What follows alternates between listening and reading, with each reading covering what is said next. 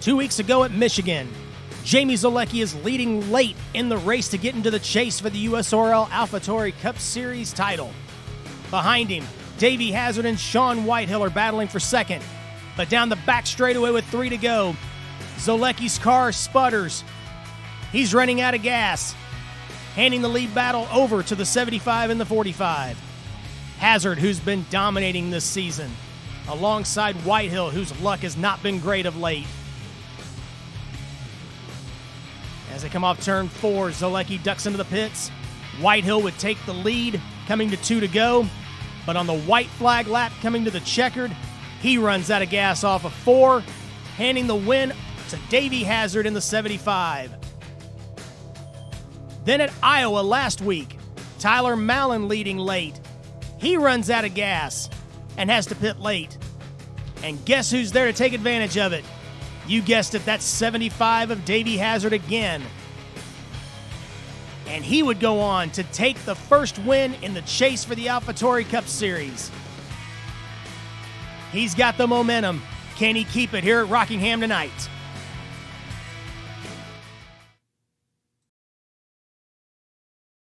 It helps if you unmute your mic. I think everybody can hear me now. Sorry about that. But I hope you enjoyed those highlights from Michigan and Iowa. We'll bring in Dan Asher. And Dan, you saw some of those races. Let's start with Michigan first. Obviously, it kind of came down to the wire there with Jamie Zolecki running out of fuel with 3 to go, and it turned over to a race between Whitehill and Hazard. What'd you see out there on that one?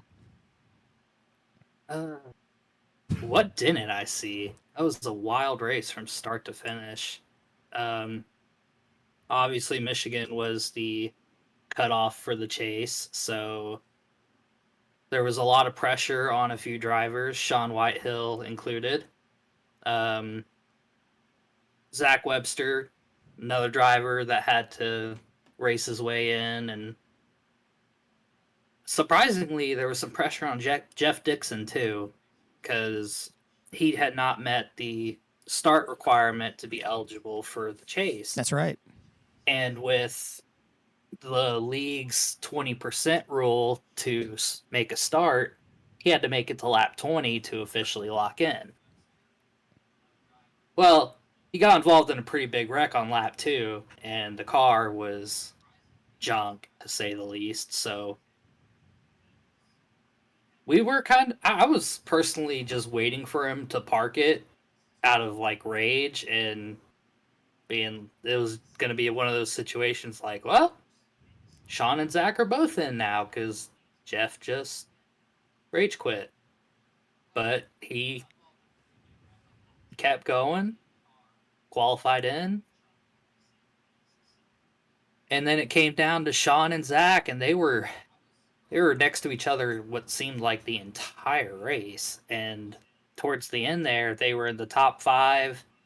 Fuel started to become a factor, and it was looking like they both had a legitimate shot to win. And here comes Cam Barnes, which is a teammate to Zach, who had just pit for fresher tires, and he went to push Zach past everyone, and unfortunately ended up turning him instead. And the big part of that was there was no caution issued, which was kind of a surprise there, but that was just one of the breaks there. Teammate trying to help out another teammate, ended up wrecking him and didn't get the caution on top of that. Yeah, I would say that sums up Zach Webster's season pretty Absolutely. well. It should have been a caution. Nobody called the caution. Just one of them deals. He's been close a lot all this. I mean, him and Sean Whitehill have probably had the worst luck. A little bit of Darren Ingram too, but those two guys, especially that are at the back of the playoff grid or right on the bubble, those two guys have just been struggling with luck all season long. And us here at Fast 29, we've only covered a select few races so far in this series, and in those few races, we've seen the worst luck possible out of those two drivers. I think it has something to do with they're trying to, they've got a 5 in their number, but they don't have the luck like the 57 and the 75 do, I guess. Very true. I'm finding Very correlations. true. I don't know if it actually is true, but we'll roll with that. Bit of a reach, I feel, but Yeah, you never know. I'm used to that, but that's okay. But let's go ahead and take a look and see as far as the standings go. We're going to show you first of all. This is the standings. Whoop, I got the wrong ones loaded. I apologize. So this is after the reset before Michigan. You'll see Davey Hazard has 27 points. Then Tommy Bordeaux, 12 back. Ryan Pace, 17 back, along with Huang Do. Cam Barnes rounding out the top 5 there. So you see those are the points after the reset, after Michigan. And now let's talk about Iowa. So you've got Iowa right after that, and it turned into a surprise fuel mileage race after that one. Dan, tell us about that one. Well, the season before, there was only one caution for the entire race. So didn't really know what to expect when it came to this season, because sometimes you just have wreck fests, and other times everyone just has the talent. And it was one of those weeks where everyone had the talent. There was one caution. That was it. One caution the entire race. At a short track in the USORL. It's possible. It is possible. It's possible. For those of you that tuned into Bristol, yes, it's possible. It's very possible.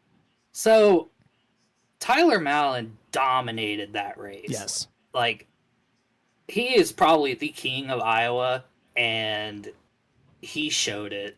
He led 78 laps, I believe. It was up there. It was a 125 lap race, which honestly I thought was surprisingly short for a short track. Maybe like 25 laps too short, maybe. But Tyler dominated, and it just came down to fuel mileage, and he didn't have enough. And Huang Do was running second for a large majority of that run. Right. And he was saving fuel too, right along with Davey. And I don't remember what lap Davey made the move, but Davey put just enough pressure on Huang to get around him, and it worked out big time. And Davey, who said himself he had never won a fuel mileage race in his career ever, and he said he brought Ryan Pace onto the team because he was excellent fuel mileage racer. And now Davey Hazard has back-to-back fuel mileage wins at two of the most opposite tracks that you could think of. Michigan makes sense, but Iowa, that's pretty crazy. And I believe that move with Davey over Huang, I believe, was about 3 or 4 laps before Tyler had to pit, I believe. Don't hold me to that exactly, but I think that's when I saw that. Right. Okay. So, leading into... yeah, go ahead. Sorry. There were... When it came to chase drivers for Iowa, it was not a good race for a lot of guys. Cam Barnes had a horrific race. 15th place finish out of a 20-car field. 3 laps down. Multiple wrecks. Well, I wouldn't call them wrecks. Multiple spins. And it just seemed like anytime he would get into a rhythm, something would happen. And it destroyed his race. And Cam himself said that Iowa was going to be probably the biggest hurdle in the chase for him. Yep. And certainly was. Not clear that hurdle. Nope. And Sean Whitehill was another guy that just, he did not have anything for Iowa. And on all honesty, I'm looking at the standings. We have Zach Krastowski, Michael Murata, Antonio Ruiz, Sean Whitehill, Cam Barnes, all chase drivers, all outside the top 10. And you got chase drivers in 10th, 9th, 8th. You had, I believe, 3 non-chase drivers finish in the top 10 ahead of them. Mm. So, not a help for them. With Davey winning the race, a lot of these guys really have to start digging out of this hole and have got to hope that Davey loses some of this momentum and maybe has some engine failures. He's definitely on a hot streak right now. Absolutely. So we'll take a look at those points. This is after Iowa, and you can see Davey jumping up to 71 points with Hong Do 22 back now. Then Bordeaux, Sidnor, and Pace rounding out the top 5. But you can see at the back end of the field there, Barnes fell from 5th to 10th. Whitehill, actually, I believe he moved up a spot, but I believe it's because DJ missed the race. But, I mean, you can see the spread. Right. Yeah, so you can see the spread there now. Davey just extending the lead, and everybody else just trying to keep pace at this point. Yeah, chase driver DJ Harris not making the start last week at Iowa. And I caught up with DJ earlier and asked him, like, man, it's the first race of the chase. You're going for a championship. What in the world would prevent you from showing up to race? And he looks me in the eye and goes, the new episode of Spy X Family came out, and that took priority. Hey, that's important sometimes. Okay, fair enough. Well, at least his priorities were in order, I guess. So I guess he just didn't think Iowa was going to go as well as I mean, we saw with a lot of guys, it just didn't go too well for a lot of them. So we've recapped Michigan and Iowa for you. So let's look ahead now to Rockingham. We'll go ahead and go live out there to the track now and show you what's going on. But as we do, and we got Sean Whitehill on the screen at the moment, this track, rough. I mean, they did repave it, about 10, 12 years ago, and then, of course, it's kind of fallen apart since then. We've kind of rebuilt it with Brad's internet services help, now with DSL. So we've got DSL lines running throughout the stands for nobody, which is awesome. But, you know, that track has always been known to be rough on equipment, rough on tires. Tell us a little bit about that, Dan. Yeah, obviously you can see the cars. They're just bouncing all over the place, all over this track. The better teams are definitely going to have a good advantage in this race. More money, more equipment. More problems. More problems. Maybe not more problems. Yeah. You never know. But, how about some facts for the track? Oh, you're talking about some deets? No, not deets. Just not random deets. track. Oh, you got some facts. Oh, I'm sorry. Okay, yeah. We'll get to the We'll get the deets deets. later. I'm sorry. I jumped the gun. My apologies. Yeah. I thought that was my cue to go. There it is. All right. The first season of the USORL Cup Series, we visited Rockingham in the playoffs. Zach Webster won that race, and he lapped the entire field in the process. And it also led to, I wouldn't call it a boycott, but let's just say that a lot of drivers weren't very happy with the track. So, season 2, 3, 4, off the schedule. And then makes a resurgence in season 5, and now we're in our 4th season in a row of running this track. Zach Webster won season 1. Last 3 winners, Davey Hazard, Jeff Dixon, Davey Hazard. I'm sensing a pattern there. I am sensing a pattern, which means Davey's not going to win this race. Right. He won it last year. Somebody else's turn. Somebody else. They'll win it next year. We'll talk about that later. I may have some insider information about who might win this race tonight. We'll see. Maybe. I doubt Possibly. it, but we'll see. Yeah. You never know. Never know. You never know.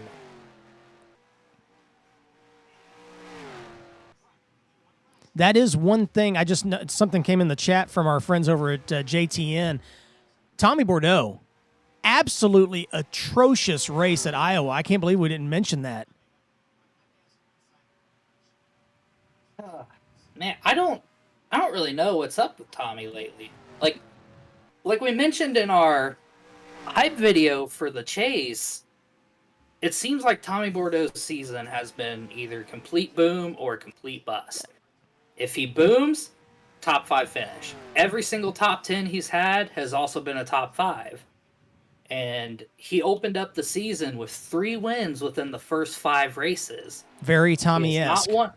He's not won a race since. Davey has surpassed him for most wins this season. And last week was a complete bust for Tommy. Yes. So he needs a good rebound race if he's going to stay in contention for this championship. Because if Davey is going to keep ripping off wins like he is, you can't afford multiple busts across these 10 races. I don't think you can, the way Davey's running right now, you can't afford to have any mulligans right now. He's just been the guy right now. Now, granted, right now, looking at practice times, Davey's down the list right now. He is in 12th right now in the speed chart right now. So, of course, this is just practice. But, I mean, right now, I think everybody's goal is just get ahead of the 75 at this point.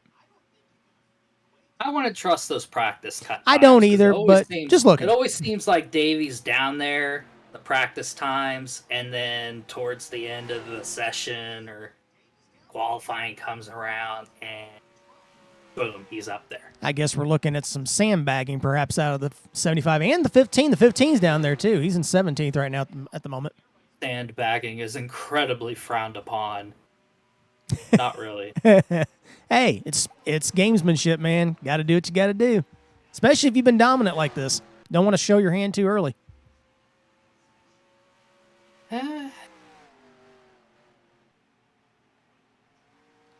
Watching Steven Merzlack go around the track right now, following Austin Spencer. It looks like DJ has shown up for this race. So DJ is here, so apparently there's no new episode tonight. All right. All right, looks like we got all of our chase participants here. Great.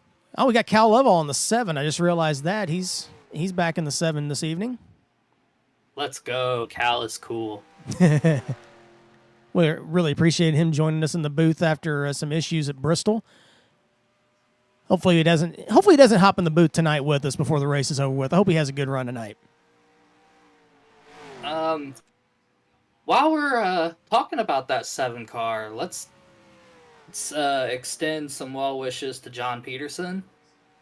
He was talking about running the race today. He was excited for Rockingham. Obviously, he drives the 7 car. Came down with COVID not too many days ago. He's doing pretty good. He's recovering pretty well, but don't think he was just feeling up to running this kind of race tonight. So get better soon, John. We are focusing on the 57 right now. We definitely do extend our thoughts and prayers to John. COVID's still hanging around, unfortunately. I don't know if thoughts and prayers are needed, just well wishes. Yeah, that's just my thing. Anyway, we're focusing right now on the 57 because that's not Tommy Bordeaux in that 57. Oh, whoa. Who's that? That's Joseph Weaver in the 57. Oh, wow. So that's basically going to mean that Tommy's going to have to do a lot over the next 7 or 8 races here, however many are left. Yeah, that just came through here. So, yeah, no Tommy tonight. Wow, that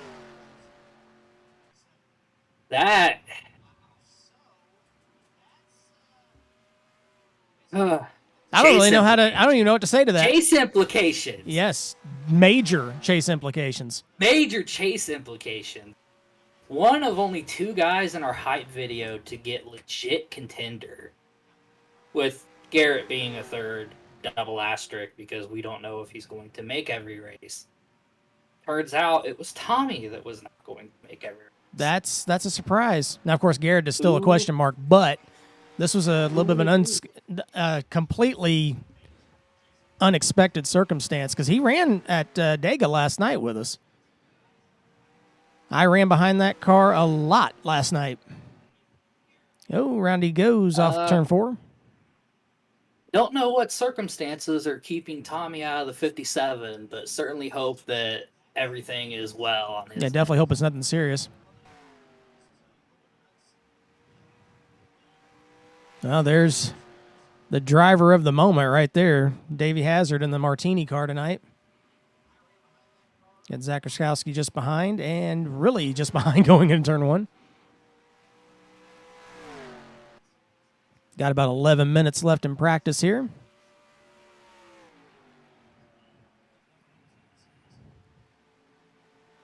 Man, this track looks great. A lot of slipping and sliding. Going to be a lot of action here tonight. I'm also getting word that the track will be rebuilding their grandstands, and that will be happening during the commercial break. In other words, I forgot to turn objects back on. But quit breaking the realism, Chris. I know. I'm sorry. Just don't look. Everybody, look at the track. Don't look at the outside. Since we've broken the realism, let's give a shout out to Antonio for pumping out another fantastic looking graphic rehaul. If you look at the walls, you'll see occasional shout outs to the USORL. What else you got out there? I mean, I don't have the objects on right now, Dan. So if you see some things, infield grass. Yep, I see. Is that a Fast 29 logo on the grass down there? Maybe. I would hope so. Yeah, I'm hoping so too. I need some confirmation of this. I'm trying to get a good. I'm trying to hit Joe, but yeah, that doesn't work when I'm in replay mode. So I have to turn it on here in a little bit. Gotta be on track for that. Yeah, I gotta be on track to do it. But don't worry, when we take a break here in just a little bit, yes, graphics will be turned back on correctly. We are contractually obligated to not show the construction work. Correct. Because it's union, just pure wizard stuff. It's union work. They're not allowed to be shown. We didn't pay our dues to them, so they're like, whatever. I think, yes, there is a Fast 29 logo on the front stretch. So thank you so much, Antonio, for that shout out. I think JTN's got one down there too, I'm pretty sure. Yeah, there's the Fast 29. I saw it. It might just be us, actually. I don't know. Oh, well. That's cool, though. Every time I see a Fast 29 logo on the track, it gets me excited. I'm like, that's awesome.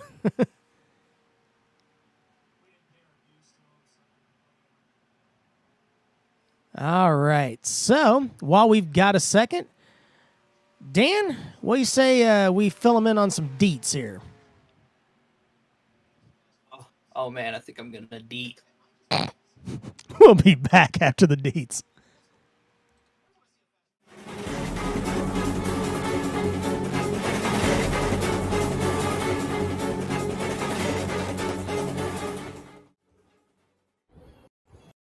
Round 2 of the chase for the AlphaTauri Cup sees the USORL visiting Rockingham Speedway, owned by Dwayne "The Rock" Johnson.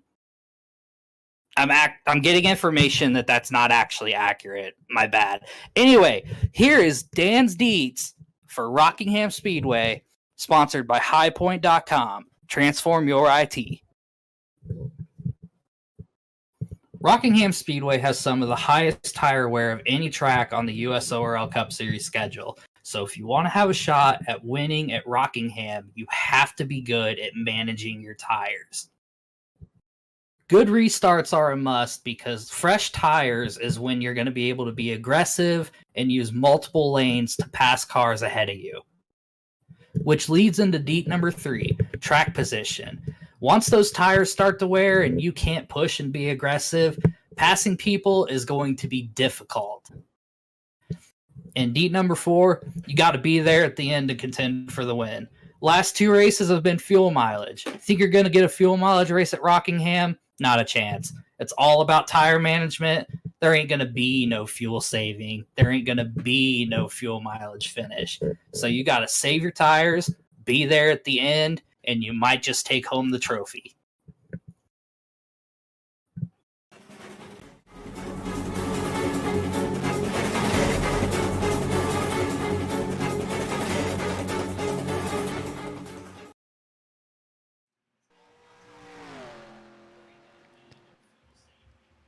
Back at Rockingham, watching Shaun Whitehill go around the track. I got a message in the radio just a second ago. They were talking about your deed about track position, and somebody decided to mention the fact that track position doesn't matter because of me about 3 or 4 seasons ago. I have no comment on that. I stayed out. You're going to have to fill me in on that. Okay. I don't know what you're talking about. So I think it was my first run at Rockingham in the Cup Series. I might have still been a rookie then. I'm not sure exactly when it was. But I decided to stay out under caution with about, 5 laps to go, I believe. Old tires, of course. And I was thinking, hey, what the heck? I might have enough to, at least maybe complete a lap. And I was wrong. I didn't even complete a corner. We go down in turn 1, and that car did not stick. That car did not stick at all going down in turn 1, and Darren was all over me going in the corner, and around we went. So I think Garrett said he still owes me 1 or 2 after that one because he T-boned me after that. So. All right. Well, track position matters when everyone is on equal pit strategy, and no one is staying out. No one should be staying out on old tires at Rockingham. Come on, people. Do not use my strategy. Does not work. Darren, if you're listening to this, don't do your 2-tire strategy. Darren's not listening, but we definitely know Zach Webster is. Hi, buddy. Good to hear from you, too. Hi, Zach. We're watching him go around the track actually right now down in turn 1. I love when they don't they forget that we can hear them, and they're like, "Oh yeah, they can hear us!" Ha! So great. All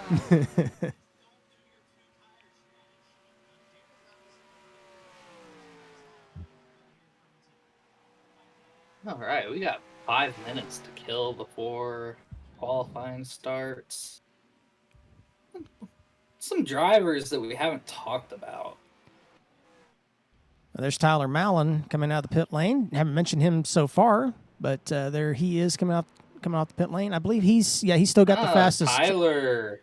He's parking it there. Never mind. We're not going to stay there. There's Noah Joyce, who had a heck of a ride a little bit ago in practice.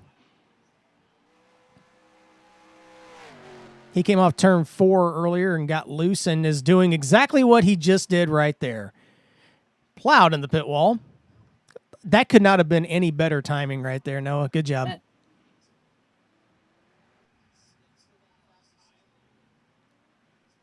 Now, we were having a talk. We were having a talk in our server earlier this week, which I'll go ahead and plug that. Fast 29 is proud to announce that we will be not sponsoring. No, we're poor. We can't sponsor things. Yeah, what's this money you talk about? Broadcasting. Yes. All 6 races of.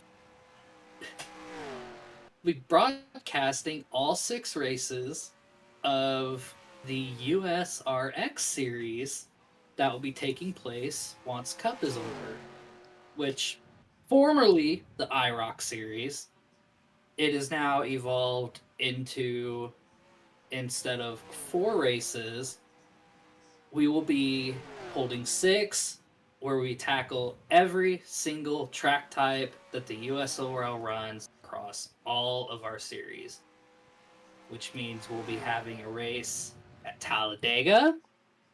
We'll be heading to a short track in an unknown location named Dodge Raceway Stadium. That's going to be exciting. We'll be going to Old Spice Speedway, also located in an unknown location. Classified info. We'll be going to Bristol for a dirt race, but I'm expecting that to potentially change because banked dirt tracks are just not it. If construction on USORL Speedway is complete, we will be going there for our Speedway race. If not, then we'll be heading to Nashville Super Speedway. And for what will probably be the most exciting race, we'll be going to Phoenix International Raceway for a rallycross race in next-gen cars. Nothing can go wrong. That's going to be the ticket. If you're going to watch any of those 6 races, tune into the rallycross race. Some of these guys have never ran in the rally series. That's going to be just, expect some rage quits. It's going to be good. I'm looking forward to that. If these guys in this series will commit to running all 6 races, it will probably be one of the funnest championship battles maybe across league history. Like, we're excited about that. That's saying a lot, but just the idea of having a 6-race championship battle that spans from pack racing to dirt racing to jumping cars and hitting hairpins is just, it makes me tingle.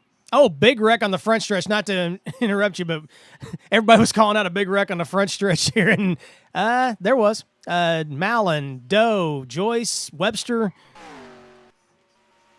Got exciting there for a second here with, we're now out of practice time. So we'll be heading to qualifying here shortly. Excited to have you here on Fast 29. We're definitely excited about the USRX series coming out after the Cup Series is over. Looking forward to broadcasting those. Dan, I tried to talk him into letting me broadcast while I raced at Talladega, and we decided against that. We didn't want me causing the big one. So I'll just be up in the booth, nice and cozy. Now, Dan, are you going to be up here with me all those races, or are you planning on running a couple of those? Every single one. You're going to be up here with me. Usually I'd be down there racing at least Talladega, but I'm going to step back, I'm going to broadcast, and I'm going to keep an alternate account in the chat with everyone else so I can also race control and give them all the info they need. I'm going to be pulling double duty, basically. It's going to be exciting. Be absolutely. It's going to be a blast. Nothing can go wrong. Yep. Looks like we got a server change here. We'll go ahead and head out for qualifying. So we'll be back in about 2 or 3 minutes. Stay tuned here on Fast 29.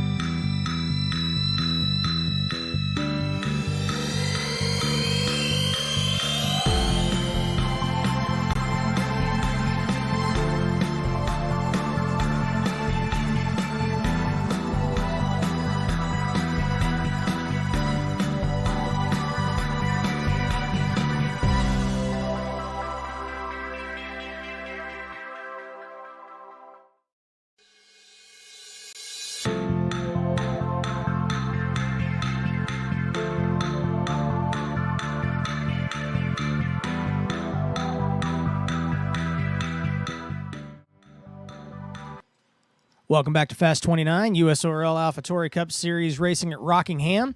Here are the guys that ran laps for the qualifying session just moments ago. Tyler Mallon gets the pole at a 22.702, about a tenth quicker than his fastest lap in practice. Noah Joyce will start alongside. Wong Do, Cam Barnes, and Davey Hazard rounds out the top 5. As you said earlier, practice speeds don't really mean much. There's that 75 in the top 5. Webster, Marotta, Merzlak, Lovall, and Ruiz the top 10. Whitehill, Spencer, Ingram, Pace, and Kriskowski in 15th. Henrietta Bordeaux ran a 16th. And then the guys that didn't turn a lap, we'll see. Actually, I take that back. Ryan Pace will be actually behind those that qualified. Apparently, he had a little bit of an issue. So Jeff Dixon should line up 17th. DJ Harris 18th. Looks like Mikey actually didn't. That 7th place didn't stick either, so he's in the back as well. Garrett Sidnor will be back there. I'm not even going to guess where they're actually going to line up. I'm just looking here. So Garrett Sidnor will be in the back. Joseph Weaver will be in the back. And Jeff Dixon's actually in here twice. I don't know which car he's running in. So there we go for qualifying. So majority of this is correct. Shame on Ryan Pace and Mikey for running illegal cars and having their times disallowed. For shame. For shame. Can you believe it? I mean, I'd do the same thing. I would if I could figure out how to do it. Never could figure that out. So, So what I was saying before the USORX announcement. Yes. Was we were talking in the server this week. Tracks, some people were saying, like, oh, this particular track is bad. And we're like, well, when did we run that track before? Back in, like, Season 1, which would have been, like, 2016. And it's like, we were all garbage back then. We're downloading setups off Noise Racing. We don't know how to tune a car to save our lives. We have one person in the league who's good. We had one person in the league who's good, which is Randall Coleman, and we literally had to create the Randall Coleman rule, which was the 20% to count as a start, just to prevent him from starting the race, leading 5 laps, parking it to go run into another league, and then coming and dominating the chase and winning the championship. So, anyways, my point is, you were talking about Noah Joyce during that time, and Noah has been here since the very beginning of the USORL, and if he gets offended by this, I'm sorry. He was one of the worst drivers at the start. Downright bad. He was also on a keyboard at the time. So, yeah. But we set him up with a controller. He started to get better. I don't know what he runs now. I don't know if he's on a controller still. I don't know if he's on a wheel. But he's up there. He's quick. And there's plenty of other examples of people in the league who have just improved so much over the years. And I am not one of them, because I went from finishing runner-up in Season 1 to struggling to finish on the lead lap in any other race, because I suck. Anyways. Don't mind me. Randall says hi, by the way. Randall. Yeah. Hi, Randall. Dan can be reached at any of his Twitter handles that you may already follow. So if you need to DM him later, feel free to. I'm just sitting here having fun. I'm just sitting here. If you need to send hate mail my way, you can reach me at DanAsher26 on Twitter. Excellent. There you go, Randall. Or you can shoot me a follow at Dan Asher Designs. Self-plug. There you go. Anyways, examples of being better. Tyler Mallon, not a good racer when he first started here. Pretty bad. And now he's one of the best that we got. Yep. And it's insane to think about how much he improved in that time. Please do not message me on Facebook. I don't like using Facebook. You can throw Darren in there because he was there some season 1, and he certainly wasn't as good then as he was now, or is now. Or was now. Was now. DJ Harris. DJ Harris. My first memory of DJ in the USORL was wrecking about 8 times in a race at, I believe it was Mid-Ohio, and just him lighting up the radio every single time. And now he has legitimate speed, and it's just so good to see a lot of these guys improve. I just heard a Facebook ding. I guess that was probably Randall saying hi. No, it was John sending me a thumbs up. Oh, okay. Hi, John. Okay. But anyways, well, we've we're got running out about of time before the race starts. we've got about 7 minutes left in happy hour. I know I don't have my countdown up there. Sorry, so I'll just tell you where we're at. All right. Now, there are a lot of good paint schemes that showed up this week. Definitely are. Yeah. How about we pick the best one?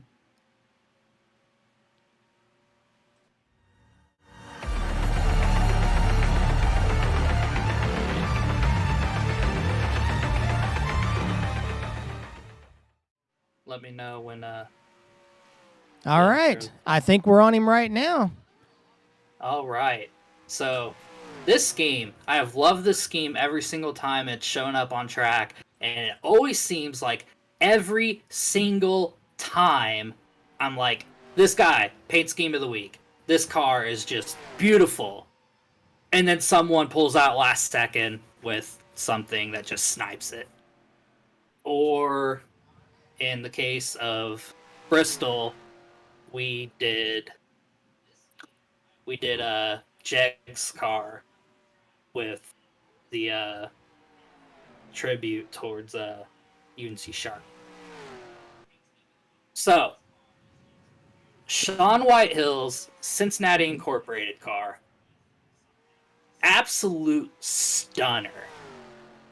Love the color combination. Love the design. Love how it's worked around the numbers. He absolutely nailed it. Round of applause. That's the scheme of this race.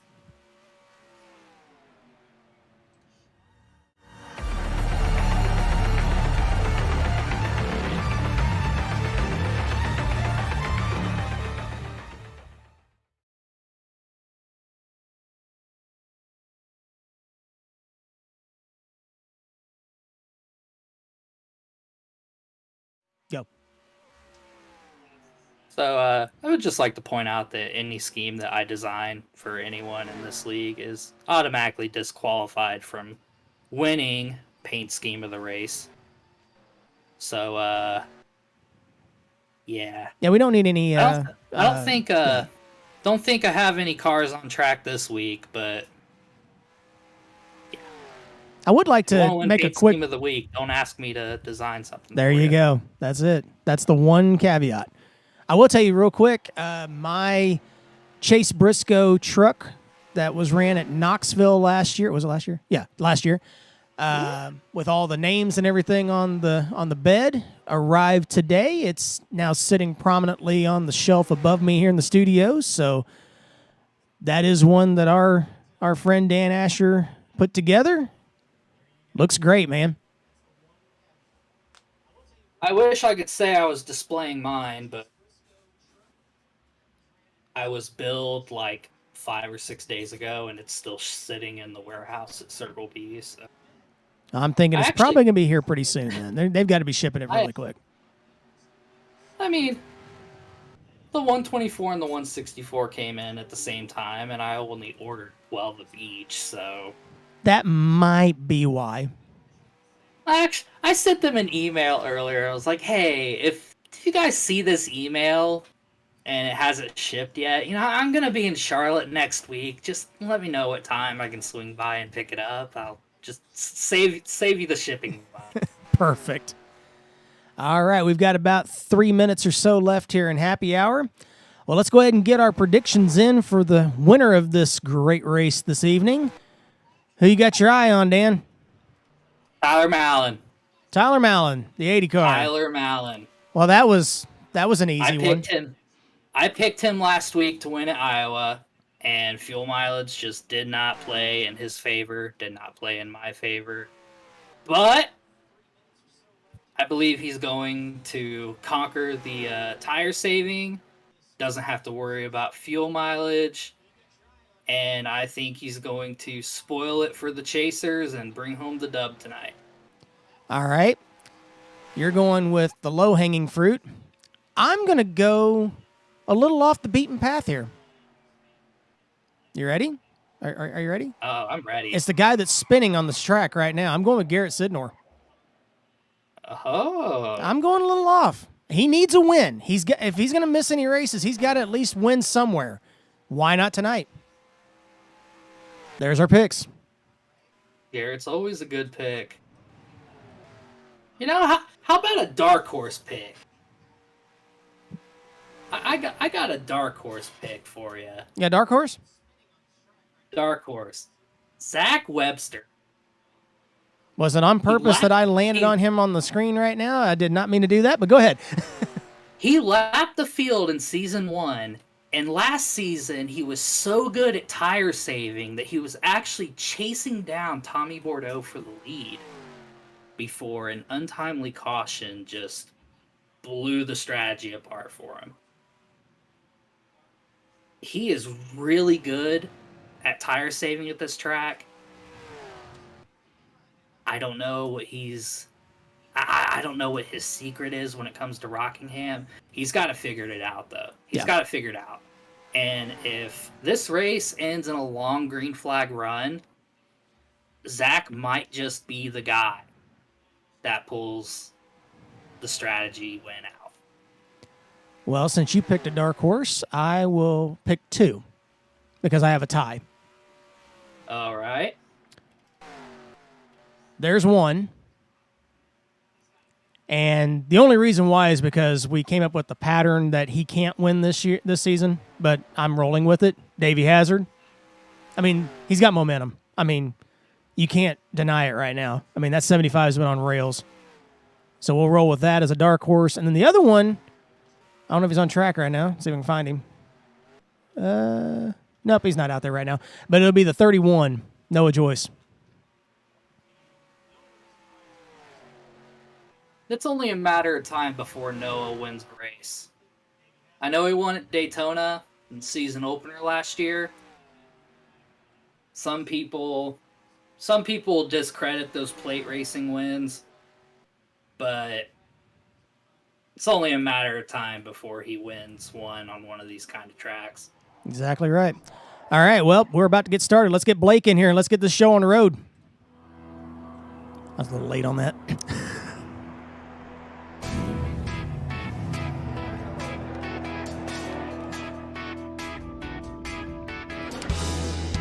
Guess we got a little off track, but love knows a way back through the storms and pouring rain. Got my hands on the wheel and I'm flying, heartbeat loud as the thunder rolls,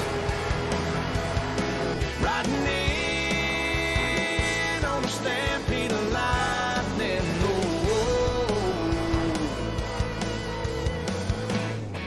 I'm bringing back the sunshine, bringing back the sunshine. Baby, it's about time. Oh, bring it back. Oh,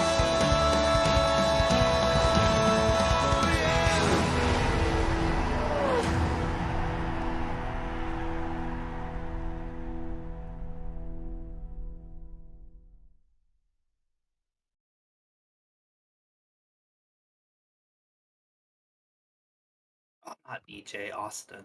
Okay.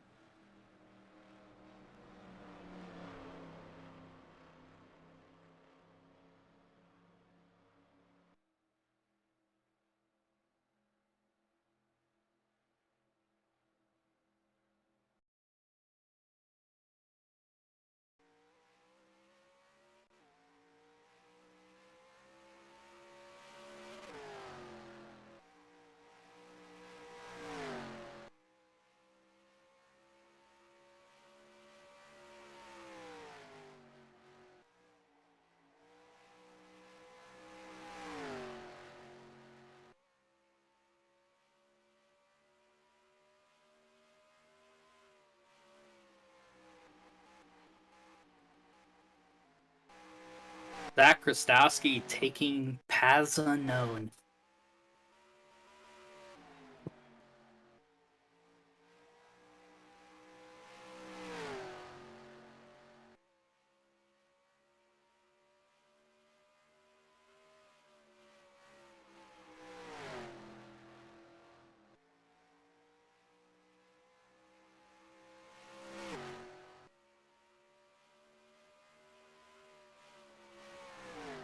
And he's around. Heavy damage for the 32.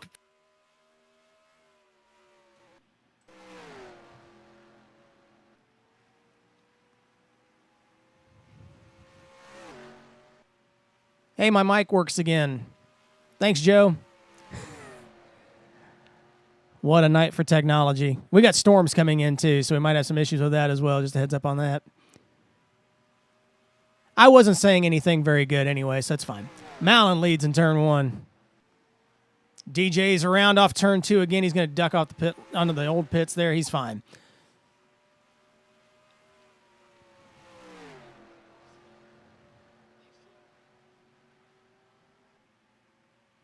Boy, Joyce is all over Malin here off turn 4.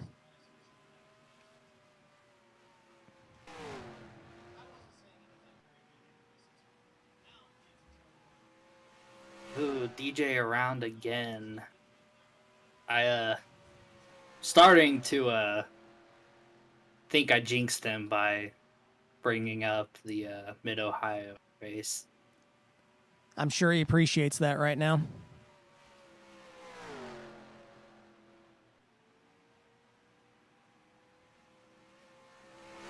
Top 6 pretty much underneath the blanket here.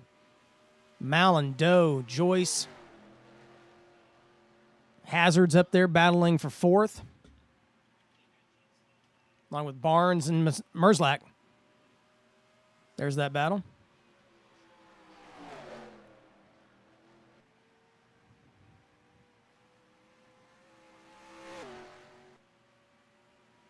Oh, Webster got loose down the backstretch. Everything's fine.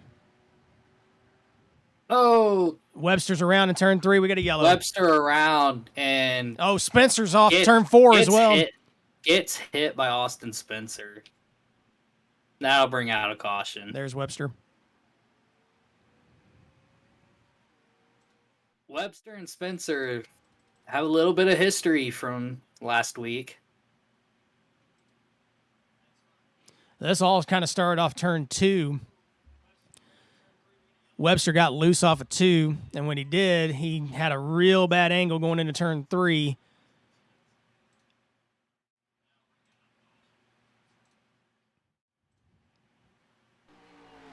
There it is going into turn 3. He gets loose on the bottom, and Spencer has nowhere to go.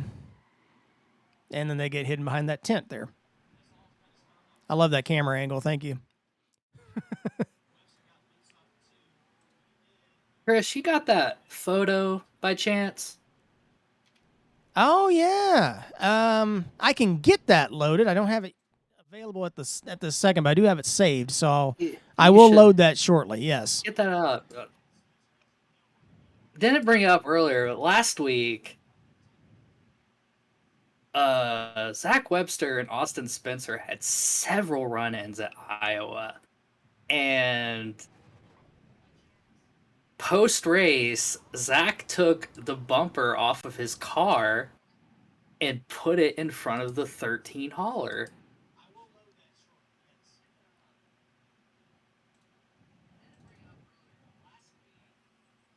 And let's see, where did I save that at? They're doing the choose cone here in just a second, so we will...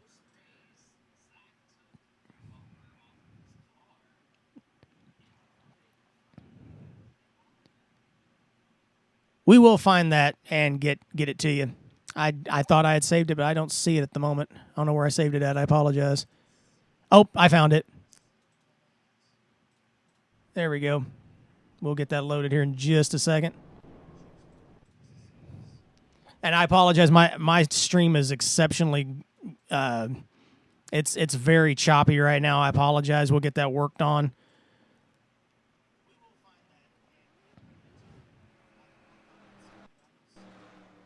Again, we've got some weather in our area here and where I'm at, and it's causing some issues tonight, so I apologize.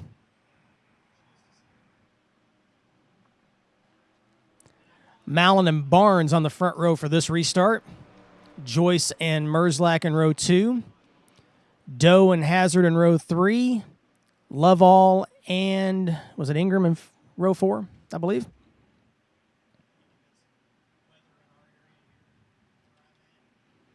Coming to the restart zone.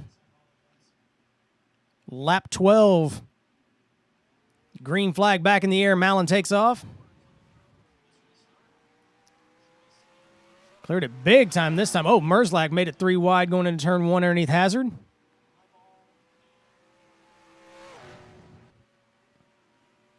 Oh, DJ still loose back there at the back of the field. Yeah, he doesn't have a bumper on that thing now, so gonna have a really difficult time the rest of this race. Oh, Sean Whitehill around off turn 4.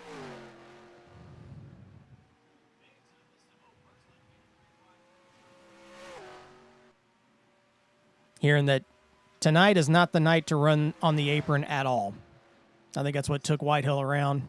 Oh, Joyce just caught it there off turn 4, and he wobbled all the way out to the wall when that happened.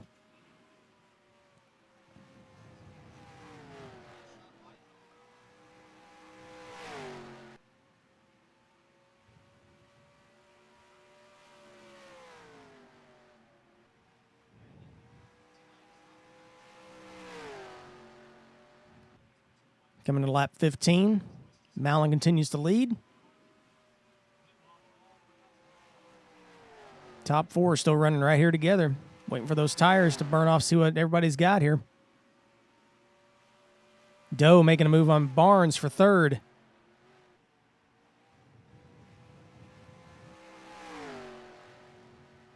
He clears him. Doe moves up to 3rd.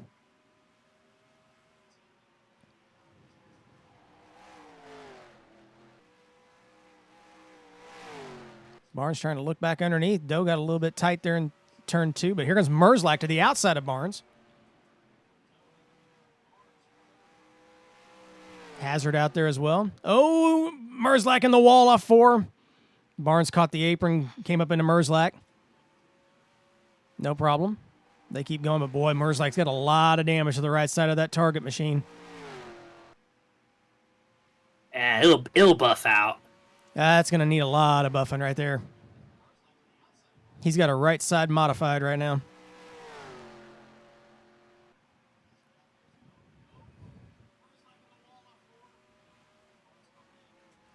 Merzlak starting to look back underneath the Lovall here. Barnes underneath. Hazard gets loose off 2.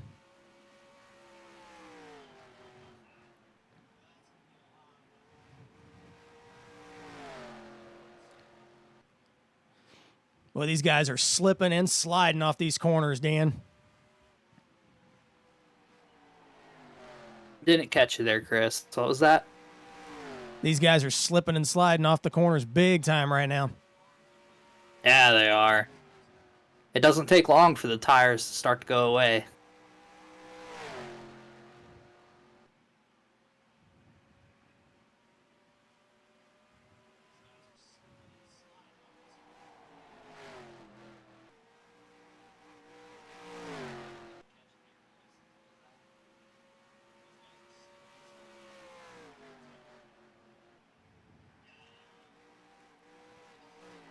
Oh, around goes Barnes off turn 4. And around goes Weaver trying to miss it. Caution's out. Oh, and Harris comes in and gets Barnes at the end.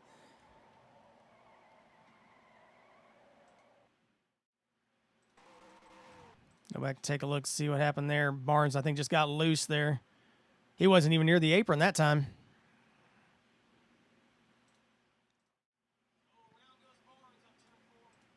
Boy, right in the middle of turns 3 and 4, he just loops it. Catches the outside wall pretty good here in turn 4. And then everybody trying to kind of avoid here. Weaver's going to spin, trying to miss him. I don't think he caught too... Oh, did he catch the pit wall? Nope, he's good. I think he just looped it. He's fine. But then here comes Harris behind him. Catches the wall and catches Barnes as well. He's just not been his night in that Sonic machine tonight. And a rough 3 weeks for Cam Barnes continues.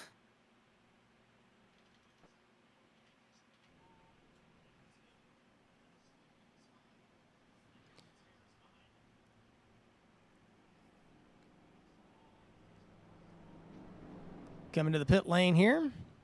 Lap 22. Pretty much if a caution is going to come out, they're going to hit the pit lane.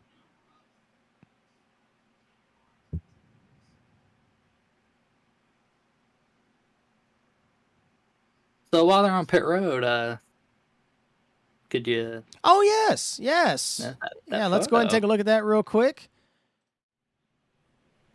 There it is. Yeah. Good looking bumper there. Right on the back of the 13's hauler.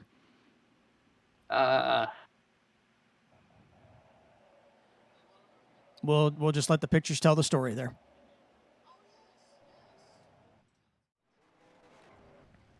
Zach and Austin talked after the race. Mallon, not to interrupt there, but Mallon, he came off the pit lane in 5th. Ooh. So Doe comes out with the lead. Hazard in 2nd. Lovall, Joyce, and then Mallon. Not for sure exactly what happened there on that pit stop, but we're going to see how that 80 is in traffic now.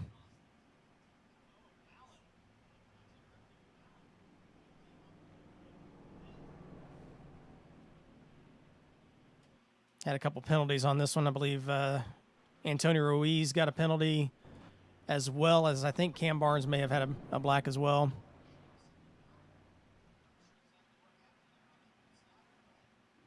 Choose cone. Doe takes the inside, and boy, a lot of them took the inside there, as Ingram's going to come all the way up to row 2. Haven't mentioned Jeff Dixon much all night in practice or now, but he's up on the outside of row 3 on this restart.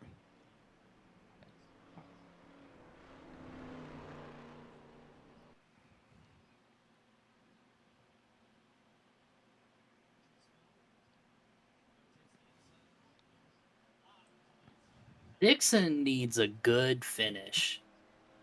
Like, he just needs a good, clean race. He won at Atlanta, which solidified his spot in the chase, and he has not had a top 10 finish since. Been a rough stretch for him. Here we go, coming to the green flag. Restart lap 25. Green flag back in the air.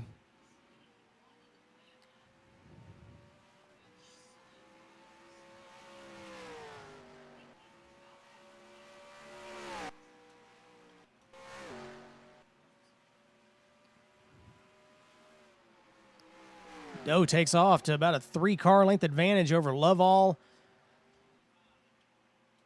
and Hazard. And and around goes Austin. Spencer around. He's fine. He's fine. He caught the apron keeps again. it going. Yep. We stay green. Look at the side of Steven Merzlak's car. I told you, it'd buff right out. That's amazing. That's all I have to say. Whoa, Joyce really loose on the front straightaway in front of Hazard. He hangs on to it. You cannot touch that yellow line.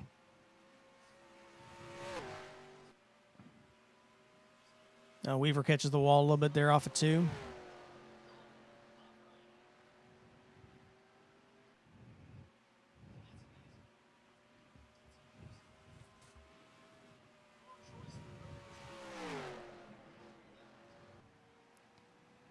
Doe, Lovall, Joyce, Hazard, Ingram, your top 5.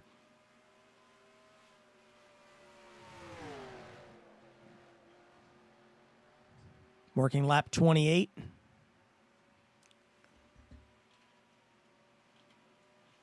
Drop back here, the battle for 7th. Mallon looking underneath Krastowski. Mallon has not moved at all after this restart. Krastowski looks underneath Dixon down the back straightaway going into turn 3. Oh, and Dixon's going in the wall. Oh! No problem. They're staying green.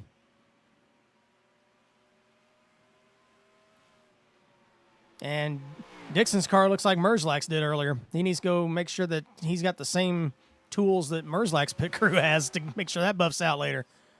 Yeah, that'll buff right out. No problem. Man, the way Dixon bounced off the wall, and kept going, you'd almost think this was a video game.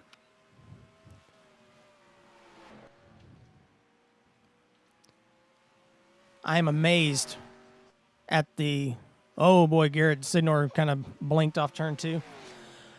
We try to blur the line among reality and not reality. What are you talking about? I don't know. Totally real. I don't know at this point. This is real racing.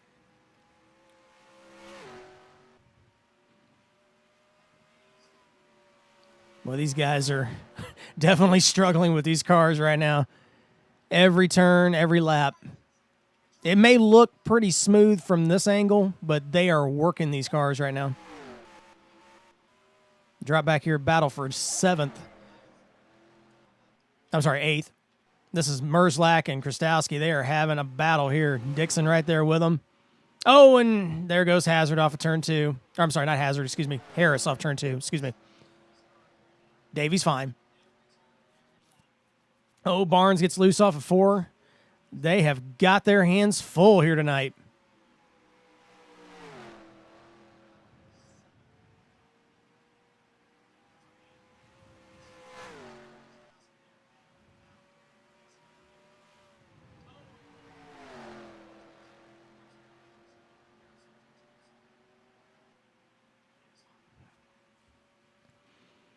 These cars may look stable from this angle, but boy, everybody is complaining about them. Everybody's complaining. But look at Garrett coming off turn 2. I mean, these things are just, I would almost say they're borderline out of control. Whitehill loose off 2. I mean, they're just, sometimes they come off the corner, you're seeing the door numbers. I heard earlier on the radio, I couldn't remember who he said got sideways in front of him. Merzlak came on the radio and said he saw the headlights from a car in front of him. Might have been Davey.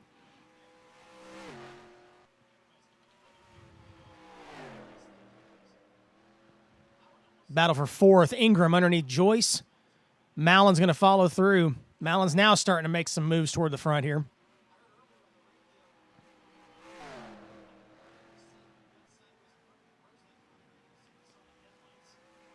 Long Doe's pulled out to about a 1.3 second lead over Davey Hazard right now. Cal Lovell, he's still hanging out there in 3rd. He's the top driver in the field that's not in the playoffs right now. Bit of a spoiler spot there for him. Mallon in 4th, Ingram 5th. Joyce, Sidnor, Merzlak, Dixon, and Pace the top 10, excuse me. I'm a little tired tonight. I'm not speaking very well tonight. It happens to the best of us. And then there's me, and it's just happening to me. Really pulling for Cal to get a win before the season ends. Two-time Cup Series champion here in the USORL, longtime owner of EB Racing, formerly EcoBoost Racing, and he announced earlier this month that he is stepping down as owner of the team and is going from partial retirement to retired. I'm not sure what exactly the future will hold with Cal. Not sure if he might join one of the networks as a broadcaster. He did really good for us at Bristol. It's Garrett Sidnor got a little loose off turn 2. But and we saw Lovell do the same thing coming off 4. He did do good at Bristol. He tricked you into thinking there was a caution. He did a very good job of that. Mallon has moved up to 3rd now. Lovell got loose off of 4 about 2 laps ago in front. Oh, and Hazard! Hey! How did he not hit the inside wall?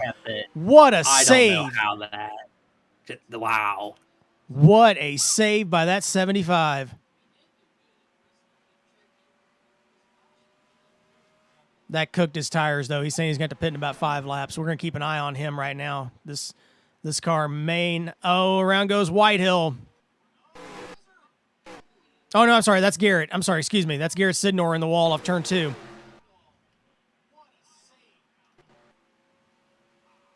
He continues on. We stay green. Yeah, Davy's definitely falling back now. He's going to have to pit here very quickly. Those tires are done. Boy, Darren got loose off 2. Let's just say, it might be easier to say who's not getting loose off these corners at this point. And that list is not going to be very long. Tyler Mallon has moved up to P2, and I don't think he has had to actually pass a single person on the way there. No, they're just getting loose in front of him. They've just kind of either wrecked out of his way or almost wrecked out of his way. He's got that intimidate button going. Intelmidate.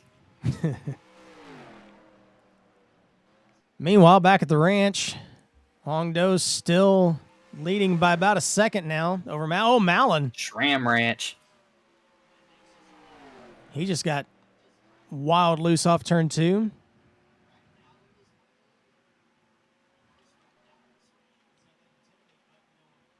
DJ spinning again down the back straightaway. That poor 32 car.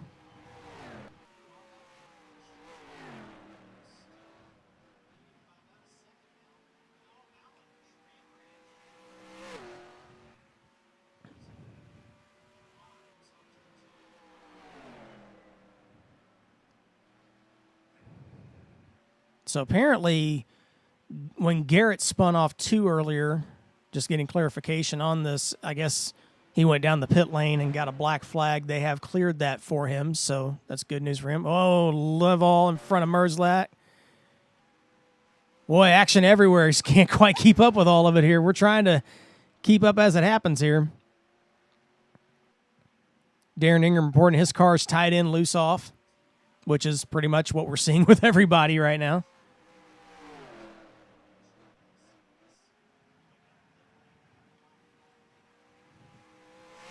Well, I'll tell you what. Oh, Pace! Oh, Ryan Pace! Into the inside wall. Hangs on to it. Again, single car. He might be coming out of the pits on that one. It'll buff out. Yep, it'll buff out. We've seen it. DJ Harris has taken his car to the garage. Tough night for that 32 team. Joyce loose off 2 right next to Mikey Marotta. Weaver in the wall off 2. You guys keeping track of all this? It's fun to watch, though. Definitely fun to watch these guys have to fight these things tonight.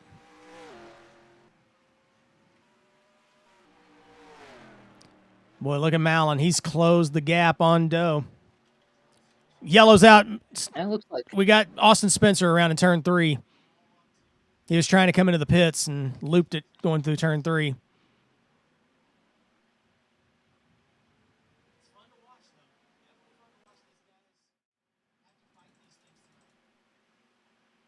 Yep, we hit the wrong button there. Sorry, we're trying to load the replay, not show it to you yet. Sorry.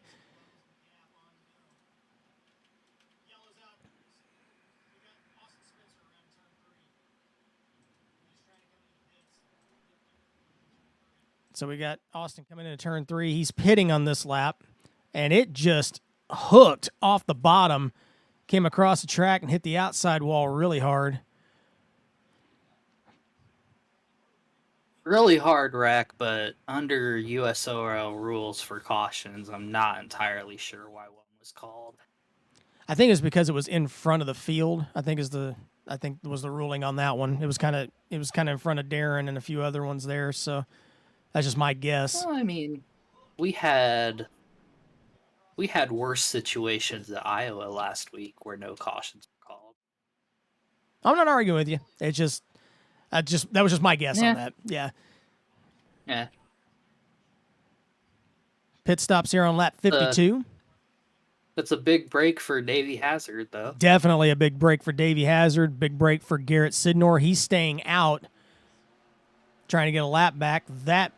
He's banking on another yellow and hoping it's not him.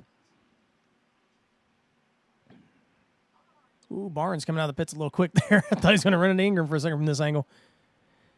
Mallon wins the race off pit road. His pit crew made up for the last pit stop where he lost a bunch of spots. So the 80 back out in front and clean air on this restart. They will be choosing this time by.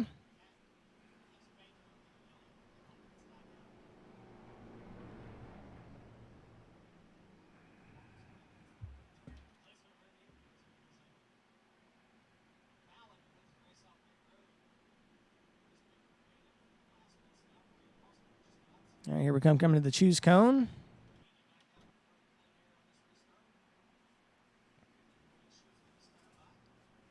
Merzlak's going to be the first one to take the outside line.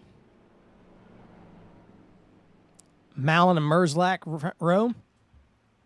Merzlak won the Light Series race here earlier this week, so don't count him out. Not at all. Can keep the tires under him, which, as we've seen tonight, has not been easy. So we got Mallon, Merzlak, Doe, Ingram, Barnes, Lovell, Joyce, Whitehill, top 8.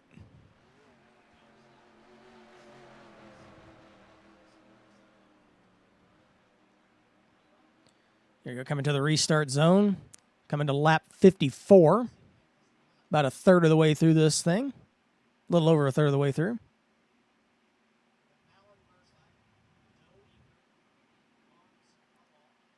And green flag back in the air.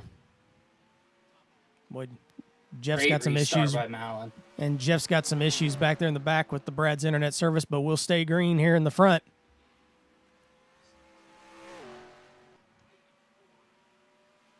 Jeff Dixon has had transponder or internet issues all season long. Oh, Doe's running right up to the back bumper of Mallon off turn 4.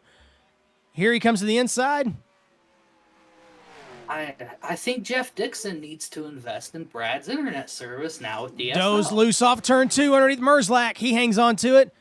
Meanwhile, in the back of the pack, Weaver spun off turn 4, or at least got loose off 4 and saved it as well.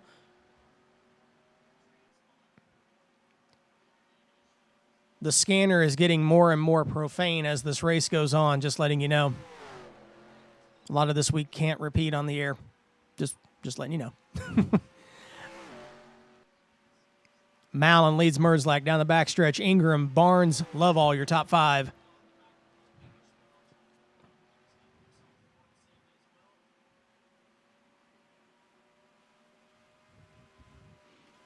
Boy, Doe fell back big time on that restart. After he ran up on Mallon, he fell all the way back to 6th. Working on Lovell for 5th. Cal's going to let him go into turn 3. Joyce also coming up underneath him as well for 7th. Boy, Joyce got loose off of 4, and that's going to cost him some spots.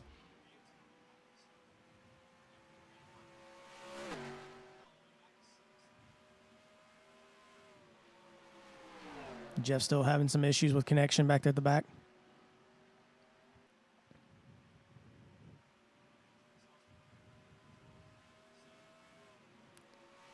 So far, Sidnor's hanging on to that car on the old tires after the waiver round.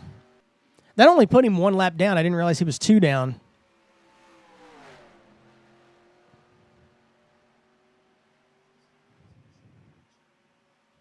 He's hanging on pretty good. I don't know how long that's going to last. Go underneath Barnes for 4th. Barnes lets him go.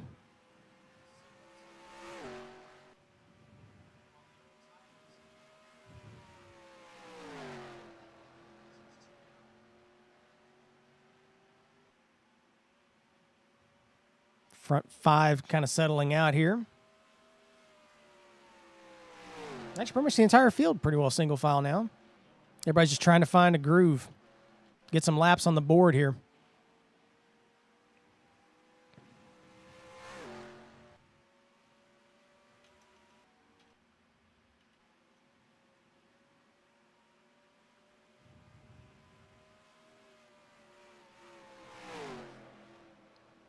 Longdo trying to close back up on the top 3 after falling back a little bit. He's all over Ingram now off turn 2. Battle for 3rd.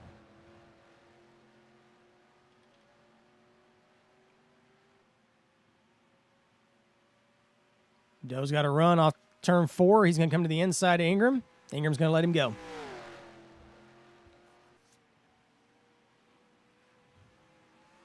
This is totally unrelated to actual race broadcasting, but with the internet that Jeff Dixon has right now, I just watched him do a wheelie the entire duration of the front straightaway. Mad skills by the driver of the 14.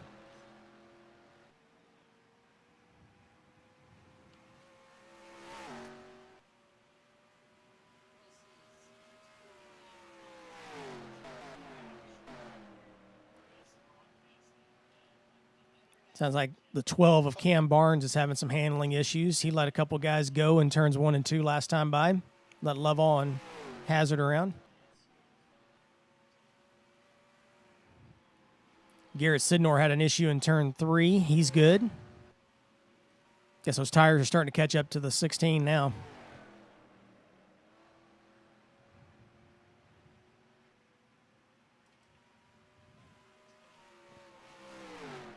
Meanwhile, out front, Mallon leads by about 0.8 of a second over Steven Merzlak. But Doe's closing in on him.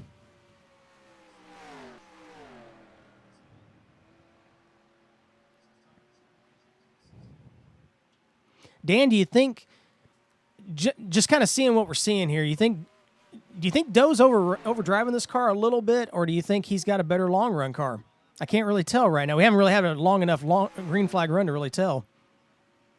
Before the caution came out last run, I was just about to make a comment about how it looked like Tyler Mallon had done a better job of tire saving, just based off how quickly he was able to cut into Huang Do's lead. I think Huang has a really good car, a really good long run car, but he might be pushing it just a little too hard. He makes the move underneath Merzlak, takes over second. So we'll see.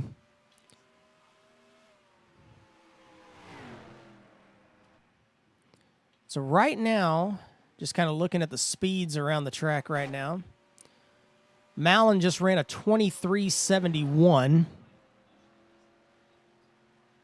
His best run so far this race is basically a 23 flat. He ran at 23.7 that time, and Huang was only a 1/10 of a second off. About a 0.5, yep. So comparable.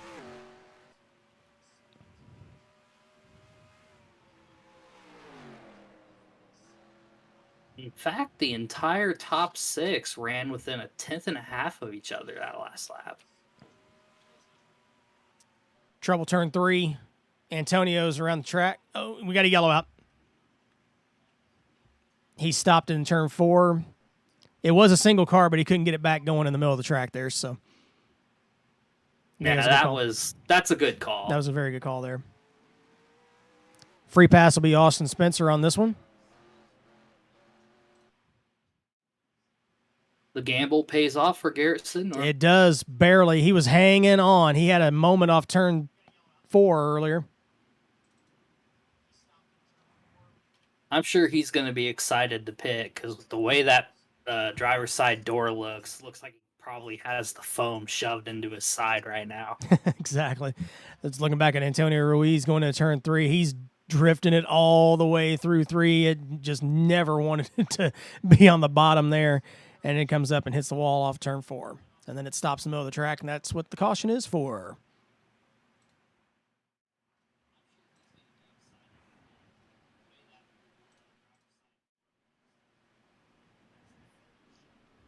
Caution here on lap 71, working 72. Again, Austin Spencer gets the free pass. Garrett Sidnor again gets saved by the caution. Well, Chris, it looks like some of that weather that went through your area earlier is starting to come through here. So in case we lose feed from either one of us, you'll know why. We looked at the radar earlier during one of our production meetings, and we were thinking, yeah, this is probably going to get here about the time the race starts or a little after. I haven't really heard anything here in a while, so maybe it's gotten past me. We were supposed to lose about 20 degrees over the next 12 hours or so. Going from summer to like an early spring over the next couple of days. A little bit of real life job talk. So on where I work on the weekend, or where I work during the weekends, I'm basically in charge of the place.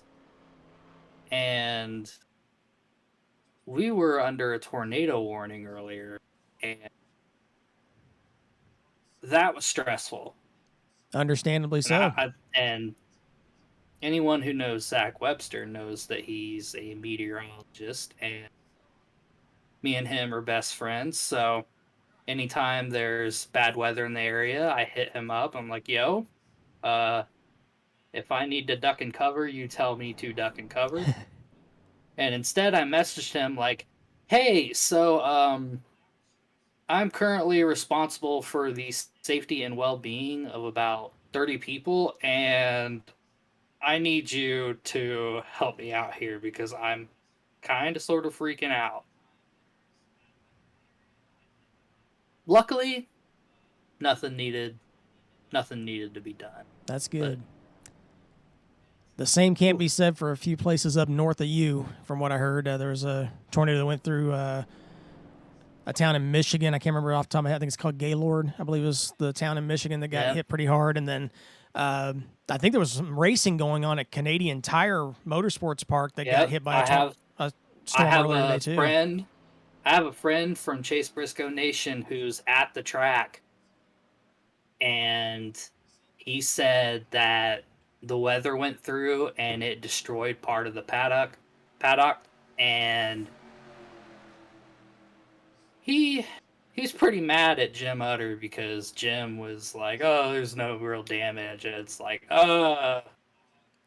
place is destroyed. Real quick, green flag back in the Anyways, air. Sorry. We're back under green. Mallon takes off down the front straightaway. Doe follows him into second. Merzlik took the outside again on that restart as well. He's going to fall into third.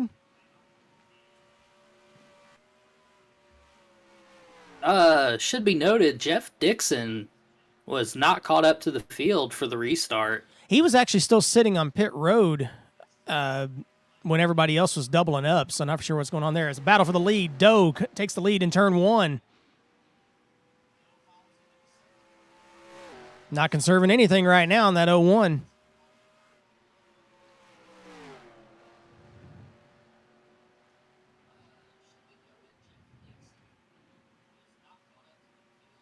Merzlak taking a peek to the inside of Malin. Stays in line.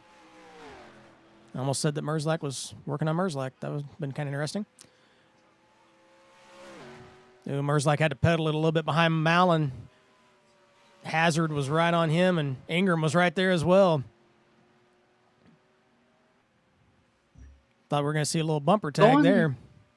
Going back to what you were talking about with if you thought Huang was pushing his car a little too much there, the previous lap, Huang ran a 23.2 while second place Malin was running a 23.6.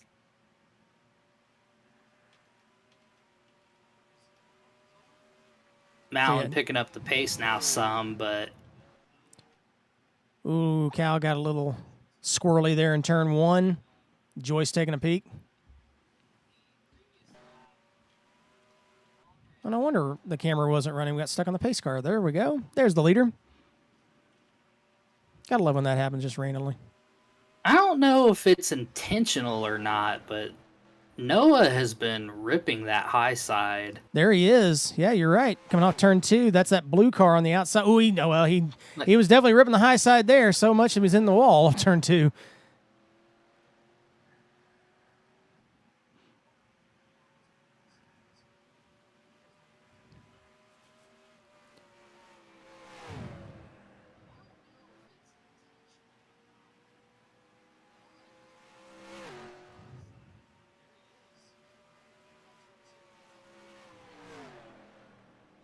Everything's starting to settle out now a little bit.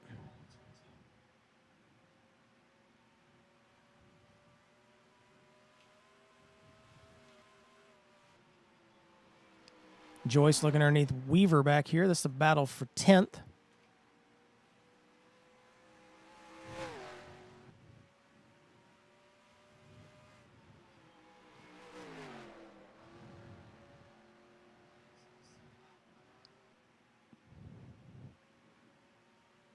It's like Joyce when looks like when a lot of these guys try to get back on the gas a little bit too soon. I mean, they're just spinning those tires off the corner. That's the thing you fight here. I mean, you can run it hard if you want to, but it ain't gonna stay. You can run it hard when the tires are brand new, but that's the only taking time. A big risk. Exactly, it's not gonna last. Keep pushing that hard. Exactly. But you can just almost just see the wheel spin off these corners when the guys get on it a little bit too hard. It's like the old adage, you got to make sure you got that egg underneath that pedal. Oh, Doe catches the wall off 4. Here comes Malin to the inside. Battle for the lead. He's not going to fight him. Takes the lead. Malin back to the front. Lap 84. Working 85. Weaver catching the wall a little bit off of 2.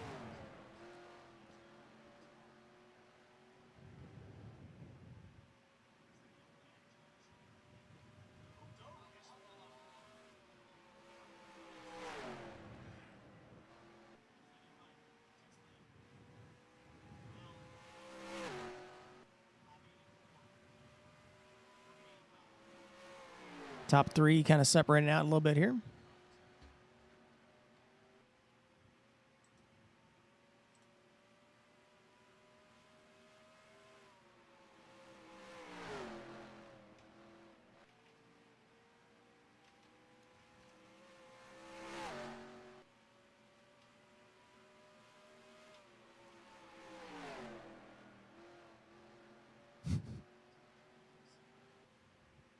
Oh, Malin, he got the wall a little bit off of 4 as well.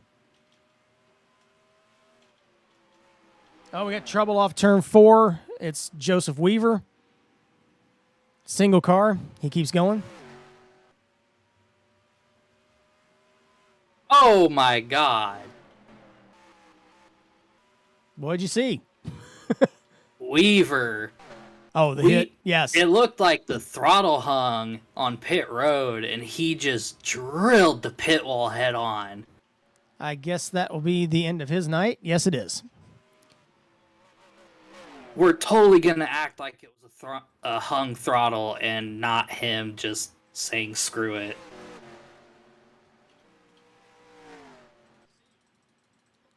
Well, we'll take...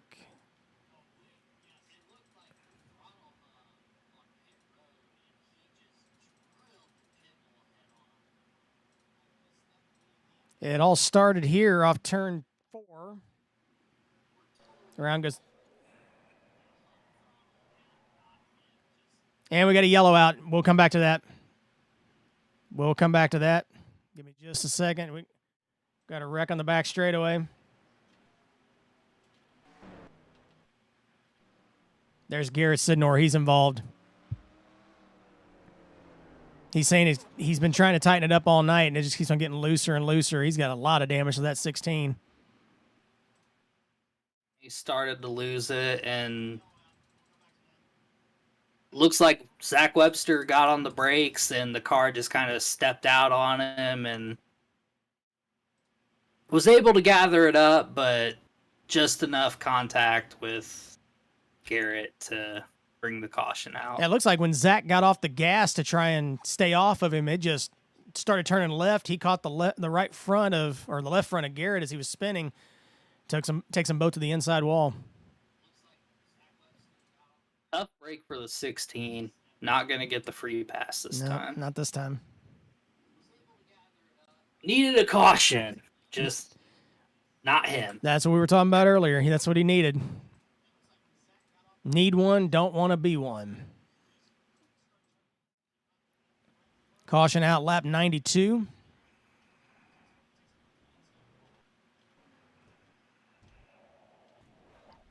Again, everybody taking the opportunity to get some fresh Goodyears on these cars.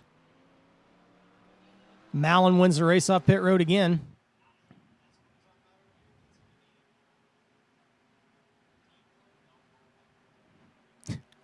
Mikey Marotta reporting that he has an infraction. He will be going to the back of the field.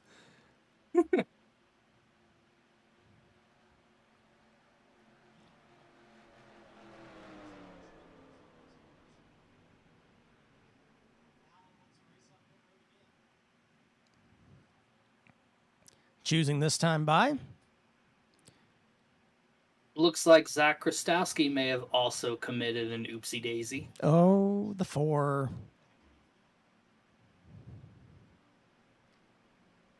Anybody with a multiple of 4 in their number, please see the rear of the field. That was a reach, but that's okay. I guess Mikey didn't get a penalty. He's up there. I guess he was making fun of somebody that did have one, I guess. So I apologize for that. Either way, he's still up there in 9th position. Mallon and Doe, front row for this restart. Merzlach, Hazard, row 2. Ingram and Barnes, row 3. As we come to the restart, coming to lap 94.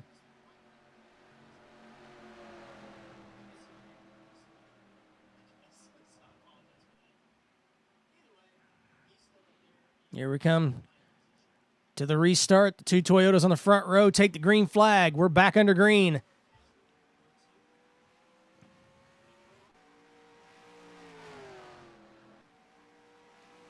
Mallon takes off again. Gets about a 2-car length advantage off turn 2. I'm not for sure where Steven's going. He gets back on the track going into turn 3. Boy, that got him a bad angle there going into turn 3, but he hangs on to it. Random thoughts from Dan, but why is the race at Rockingham on a 1-mile track, 150 laps, last week at Iowa, 20? Didn't plan the races. Dan can't help you with that. Sometimes those questions just should be left unasked. Yeah, here comes Doe. He's going to start making that run again at Mallon here, going in turn 1. They were right on top of each other. Oh, big crash, turn 2. Oh, Jeff Dixon involved. I think Webster got a piece of that again. And Antonio Ruiz. Sorry, these cameras are not the greatest to try and catch these as they happen. We're trying the best we can here, but we'll make sure we get you a good replay. Antonio got really loose off turn 4, and it put him to the inside of Austin Spencer.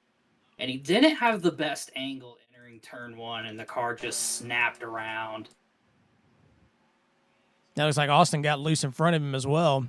They go off into turn 1, and basically the same thing happened to Antonio earlier. He got loose going into turn 1, and around it went.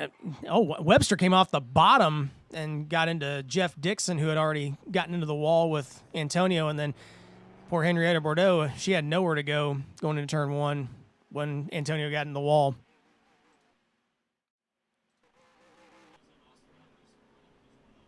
And Dixon had a target painted on his car. That Nowhere to go for him. You're exactly right.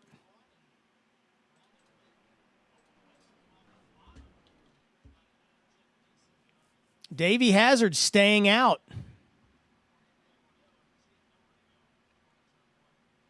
Interesting.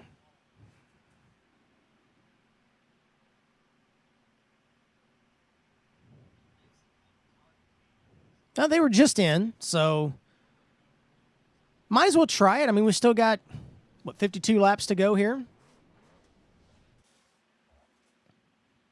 Why not see what happens? I mean, we haven't been able to get a really long green run here tonight.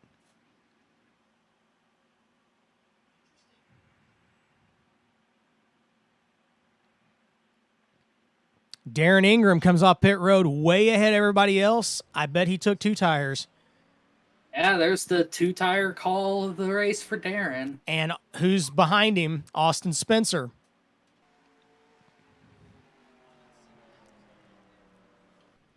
So we've got 3 cars at the front of the field who are going to be on older tires here. I have a sneaking suspicion that and here he comes back under yellow quite quickly. Well, Davey's coming in. He's not going to risk that one. I was just about to give Davey Hazard the Shram Ranch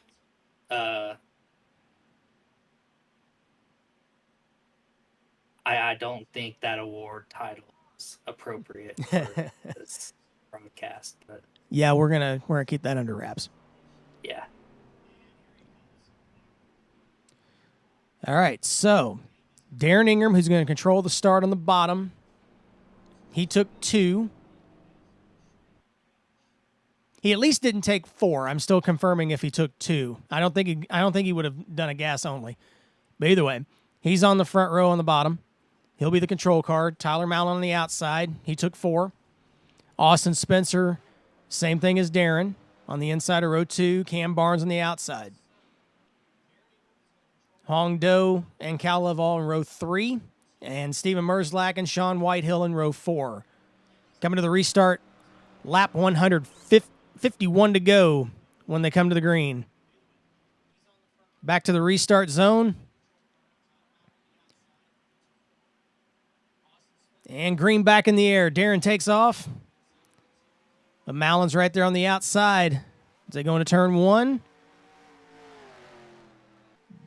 Darren gets ahead of him for now.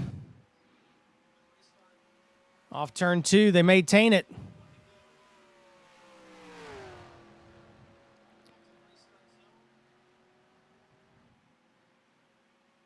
Boy, they're all over Austin Spencer back there as Mallon takes a look at the inside of Ingram for the lead. Turn 1. And he clears him off turn 2. Barnes to the inside of Ingram. Doe to the inside of Merzlak. Moreau to the inside of Spencer. They all made big moves going into turn 3 that time. Barnes clears Ingram for second. Here comes Doe to the inside, but he gets mad loose off turn 4.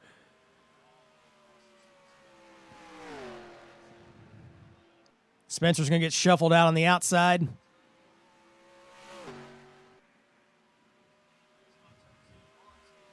Long cut the inside apron again off turn 2. Got a yellow out. Oh, Henrietta's around. Antonio's around. Big wreck. Oh, and Sean Whitehill's involved. I'm sorry. This camera angle in turn 3 is just terrible. I'm sorry for those of you watching. We just cannot get that. It's a good angle going down the back straightaway, but when we go into turn 3, we have this big tent that appears down the back, down in turn 3, and it just blocks our view all the way down through there. So here we go, coming down the back straightaway. Looks like this is just a product of netcode. Yeah, Henrietta catches the back of Dixon going into 3. Whitehill has nowhere to go. Around goes Henrietta down the bottom. And Antonio spinning to avoid him as well. Well, now that I'm looking at it from the helicopter, yeah, there was definitely contact there. Yeah, Henrietta just came on the radio and apologized. Yeah. First angle I looked at, it just looked like there was no contact, just a netcode incident. But yeah, I don't know if it just looks like Henrietta drove it in a little too deep there. Yeah, she came on the radio and apologized and said that she dove in there. Garrett Sidnor just came on the radio. He's got a 30-second penalty for some reason. There's been an issue that with this track build that something's a little off when you enter the pit road if you're not in the right spot. And I guess that's what happened to the 16. So he's going to... It was explained by Antonio earlier that if you enter pit road too low to where you would be entering into a pit stall, then you'd get black flagged for an improper pit entry. You got to stay as far right as possible, like actually entering the pit lane instead of a pit box. And evidently that's what's caught the 16 out on this one. We're going to take a look at it.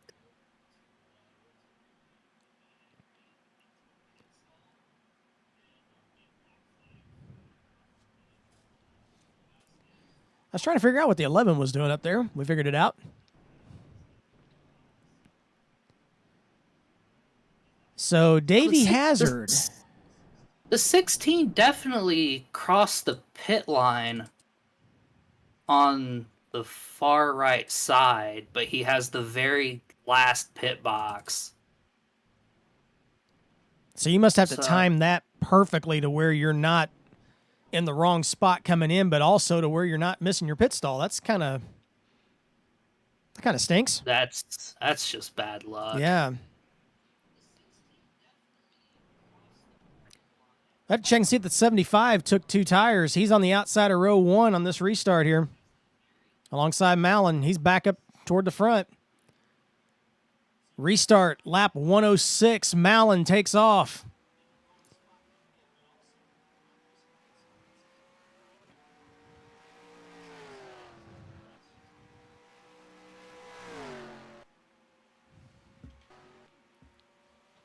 Clean down the back straightaway.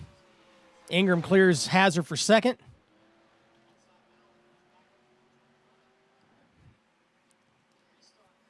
Oh, we got Ryan Pace around on the front straightaway.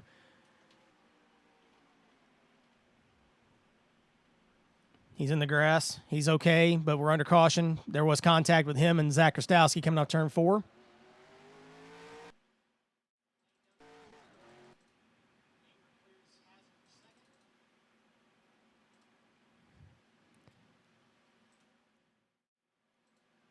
Here we go off turn 4. I think it was another, oh boy, Krastowski he might have caught the apron a little bit off of 4 there, but he wiggled right in the middle of the track and used the 15 to straighten himself out and turn the 15 around.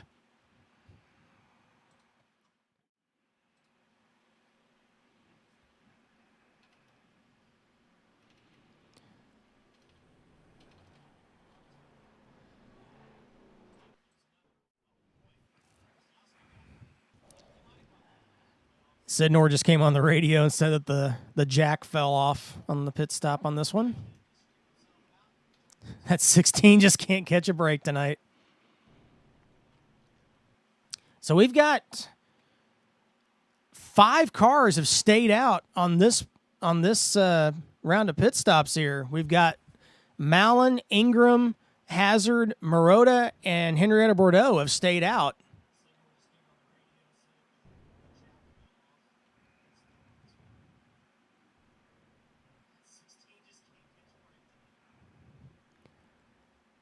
So I guess we'll see how that goes. Choose cone this time. We'll be coming to the restart with 40 to go. All of a sudden, the end of this race has kind of snuck up on us here a little bit.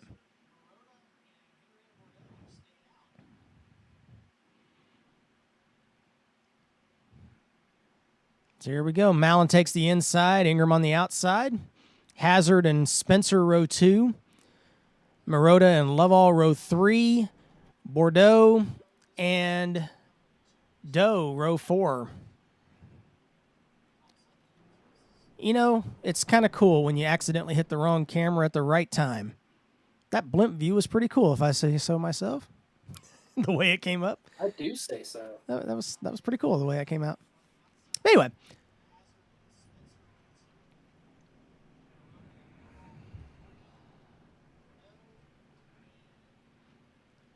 Here we go. Hopefully we're done with the cautions and we'll get a nice green here to end this race, but we'll see.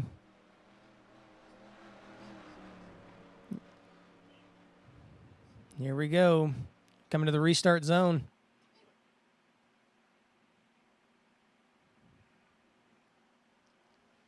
And green flag back in the air. Mallon takes off. Whoa, Doe takes a big jump down from the outside to the inside there, about 4 rows back. Oh, Henrietta's loose off turn 2, and around goes Dixon, and we got a big crash. There's Dixon. Garrett's involved again. That was Whitehill involved again. Yep, Whitehill's there. Wow, that wreck. I would say Rockingham is a track you don't really expect to see a car completely off the ground at, but Carl Long exists. So Carl Long exists, and in that same race, Robbie Gordon got on his side too.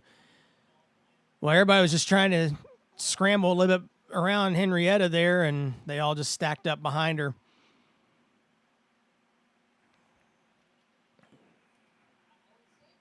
Boy, Sidnor took a pretty good shot to the inside, old pit wall there on the back stretch.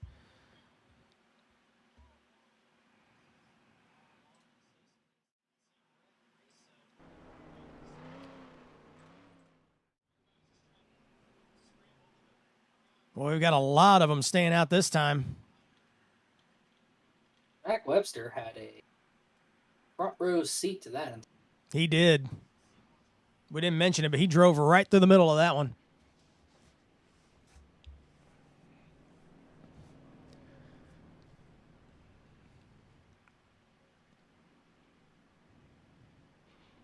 All right, so we've got Mallon staying out along with Hazard, Doe.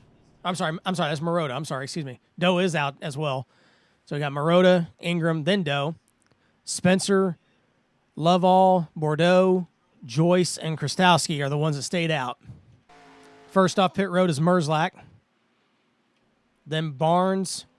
Well, he came off the pit lane really quick. He might not have taken all 4 on that one. Then Barnes, Webster, Pace, Dixon, Ruiz, and Whitehill. And here comes Garrett. Looks like they fixed up that 16 pretty good, so we'll see how it runs now. If he can stay out of trouble, he's got a good car. He has got nowhere. I mean, anything that's been happening, it's been happening right around that 16 tonight. Choose cone. Mallon to the bottom, Hazard to the outside, Marotta and Ingram split. Joyce is the next one to take the outside, so he'll be on the outside of row 3.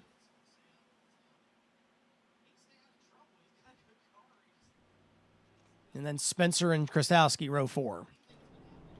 I feel like we're starting to enter the point of the race where you might see, unless we get a longer run in, if we keep getting these short runs, you're going to see the leaders keep staying out because cautions breed cautions, and if you're, say, Tyler Mallon and you pit from the lead, and these cautions keep coming out, you're not going to have a chance to race back up to the front.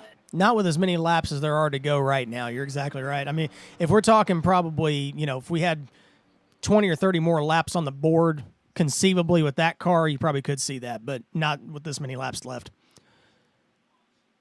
Here we go. 2 Toyotas on the front row take off. Green flag back in the air. Lap 114. Malin gets another good start. Hazard trying to clear Marotta off of turn 2.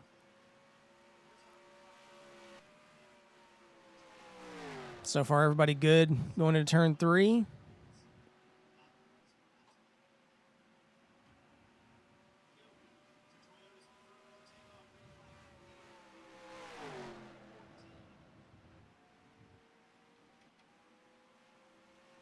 Marotta shoved up off turn 2. Merzlak catches the wall off turn 2. You had 3 cars in the wall at the same time. Oh boy, we got Dixon on the inside. Dixon on the inside of Merzlak blinking a little bit. That worried me for a second. Henrietta got loose off of turn 4. Scared Garrett a little bit, but we're still hanging out green here.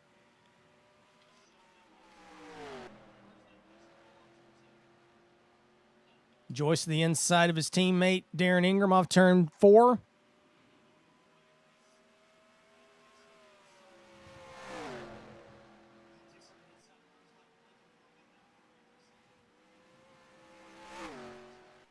Oh, they're going 3 wide down the backstretch. Marotta, Ingram, Joyce. Marotta, I think, drove it about 2 car lengths too deep trying to stay out of that as they come off 4. Joyce clears them both.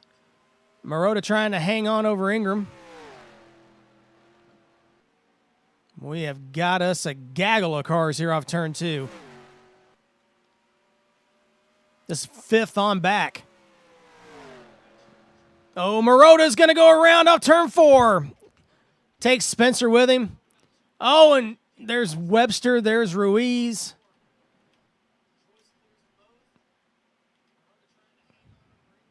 Another multi-car crash here at Rockingham.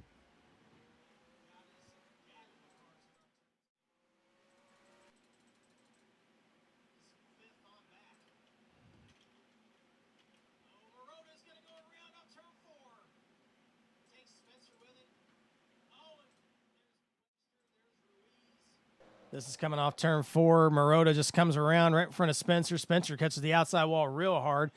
Behind him, Dixon got bumped by Ruiz. Ruiz got ran over by Webster. And so on, and so on, and so on.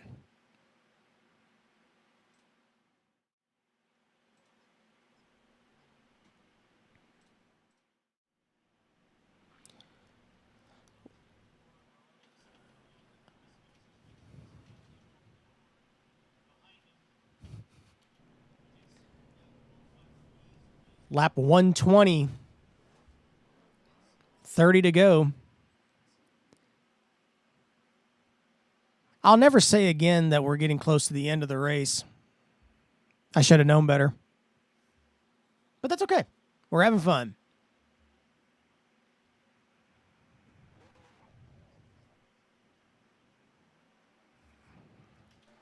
Malin wins the race off pit road. Hazard, Hong Do, Noah Joyce, Darren Ingram. And we've got a black flag for Zach Webster. He'll be restarting at the rear of the field.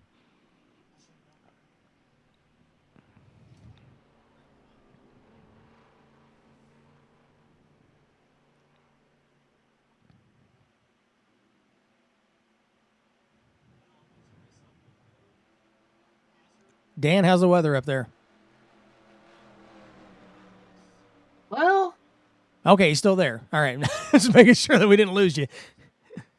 oh, so you don't actually care about the weather? No, the weather's fine. I'm more worried about you. You're good. Just making sure you're fine. You were hoping I was gone. No. I just was like, I didn't even hear anybody breathing, so I just make sure you're good. Well, this looks like the first part of the race now. We got Malin and Doe back on the front row here.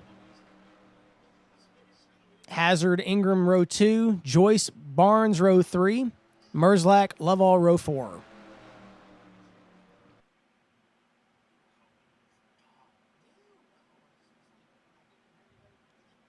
Well, looking back, Doe just barely made that juice cone.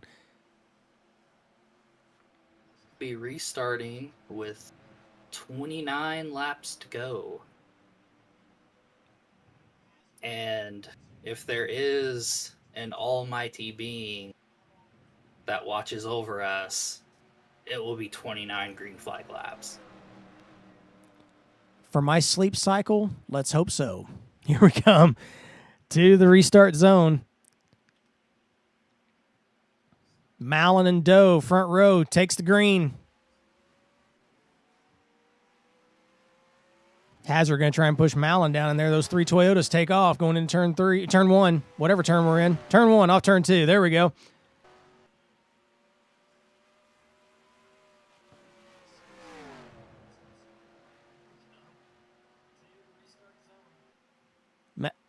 And we've got another yellow.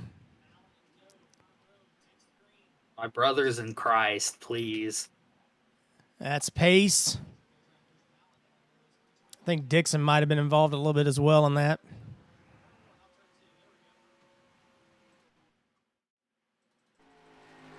And Pace washed up track a little bit and tried coming back down, and Dixon was there. He was saying that the inside line kind of checked up a little bit going into three, and he had a run trying to get to the outside, and when he did, it just kind of looped on him. Yeah, you kind of see him wobble there going into turn three. Around he goes. He's drift, and right there you just can't catch it, and Jeff was there to catch him. Jeff and his, oh my goodness, that warp as it goes straight into the outside wall. My goodness, that 14. It looks worse in slow-mo. Goodness gracious. I never seen a car hit the outside wall with the rear end 3 times in a row. Just boom, boom, boom.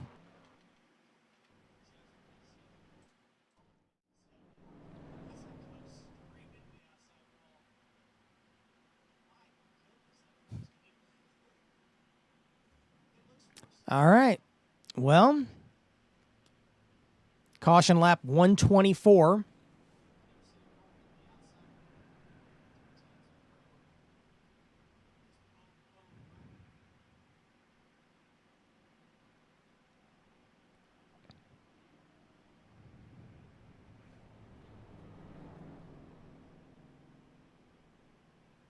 All right, so we're choosing this time by. And I think you're right, Dan. I think we're going to stop seeing some pit stops now. They just haven't even had a good heat cycle on these tires that they pitted for a few laps back. Mallon Doe back in the front row. Hazard Joyce row 2. Ingram Merzlak row 3. And Hazard giving Noah Joyce a love tap there. Saw that, yeah. And Barnes and Krastowski row 4. Oh, Hazard has disappeared, and he's back. Might want to keep an eye on that.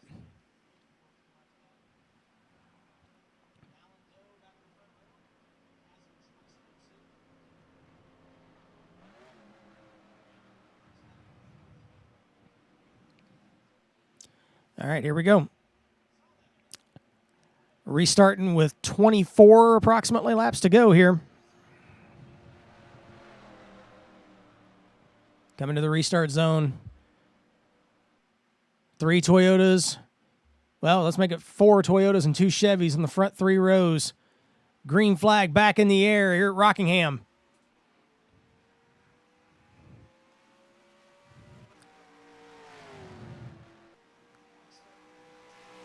Mallon gets the jump, gets about a car length down the back straightaway.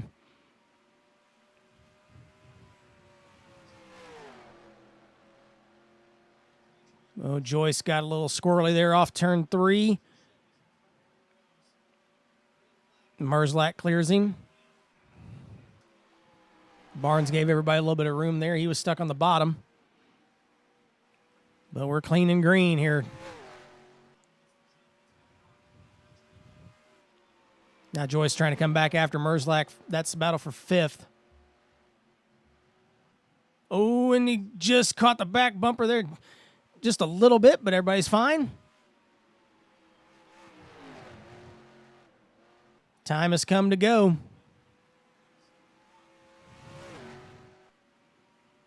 If you got anything left, now's the time to show it.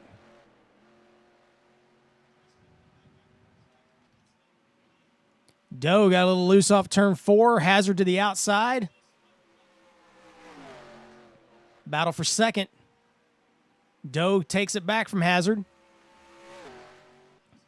Oh, Marotta catches the wall off turn 2. Krastowski underneath him. Everything fine.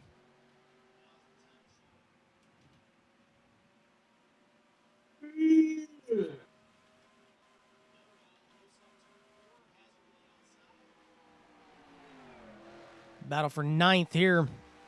Krastowski, Marotta, and look who's in 11th. There's that 16 of Garrett Sidnor still there, battling for the back end of the top 10.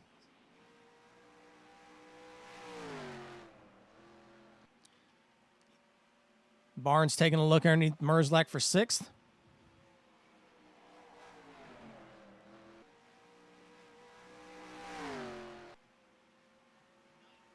And our apologies, we haven't mentioned this on our broadcast, but the playoff drivers are in cars that have the white windshield banner on them. Failed to mention that earlier. Garrett. Except Shame Garrett, on who Garrett. did forget to put it on there. But I wasn't going to say anything, but yes. Help you identify him out there. I will shame it. Shame. There's the 16 without the banner, but that's okay. It's not okay with Dan, but it's okay with me. 18 laps to go here at Rockingham. Mallon leads Long Doe by about half a second or so. Seems like he's pulling away a little bit as well as Doe catches the apron just a smidge off turn 2. Top 3 have kind of separated out this time by. You got Hazard, you got Ingram, you got Joyce and Merzlak and Barnes. 5-way battle for 3rd here. This is about the way the front of the field looked most of the night, but those top 2 are starting to show their hands, I think, now. It's time to go. It's time to get that DSL.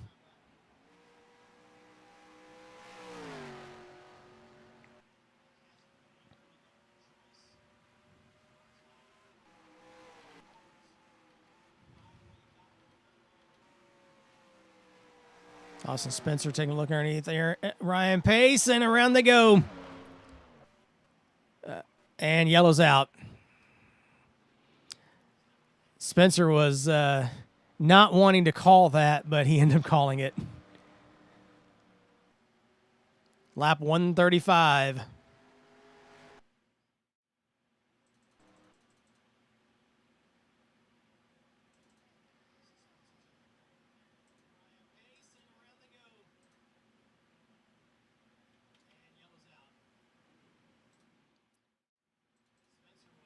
Here it is off turn 2.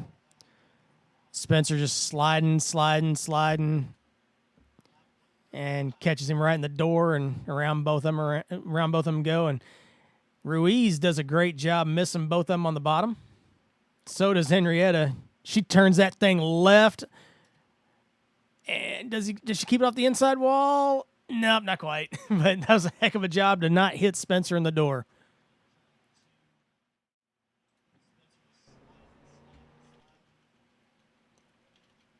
All right. This is... You think this is the last pitch? Antonio. Did Antonio stay out? Oh, no. He listened to me. Don't do my strategy. Oh, no. Well, we'll see. Ruiz stays out. See who wins the battle off the pit road here. You think this is going to be the last pit stops we'll see? We got 13 to go. I would certainly hope so. Mallon wins the race off pit road. Doe second. Second off the pit lane. Hazard what third. I'd really like to see is that 11 car dive into pit road this lap. Well, we're coming to the pit entrance. Antonio. And he's coming in. You. Yeah, there we go. Is Do what? Okay. Well played, Huang Do. All right, coming to the choose cone. Antonio is an Antony Bro. Okay, never mind. They are coming around, and we'll be choosing next time by.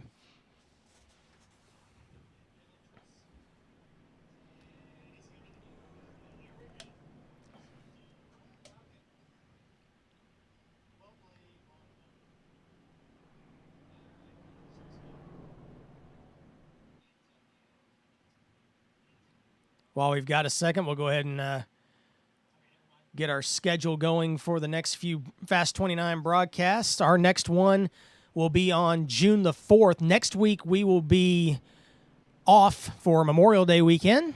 So you've got June the 4th at Kentucky, June 18th at Watkins Glen, and June 25th at Las Vegas. All three of those here on Fast 29, 10 p.m., 9 p.m. Central. We'll change the time just a smidge, but still tune in, subscribe if you haven't already. Hope you're enjoying the races here tonight. And again, I apologize. We're still having some issues with the stream tonight.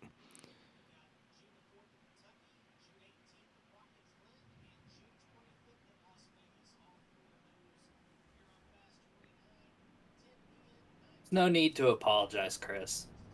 I just feel like I should. No, you don't got to apologize. It just we planned it. We planned it well ahead that we were going to run this stream off Brad's internet. Now with DSL. Now with the SL. And they just plugged it in today. I'm so excited for this opportunity to be downloading in megabytes. I'm so thrilled.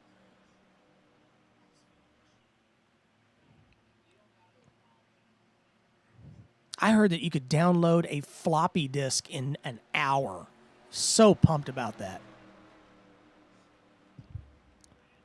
Here we come. Hopefully the last restart of the night here. Malin Doe brings them down. 4 Toyotas in the front 2 rows on this restart. Lap 140. 10 to go here at Rockingham.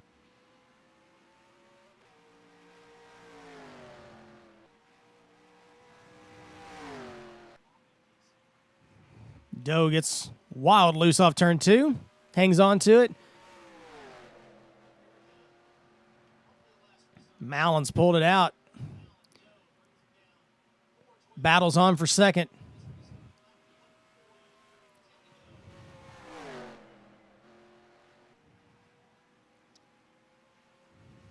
Oh, Malin got a little loose there off 2. Oh, Joyce gets loose right in front of Ingram. They all hang on to it.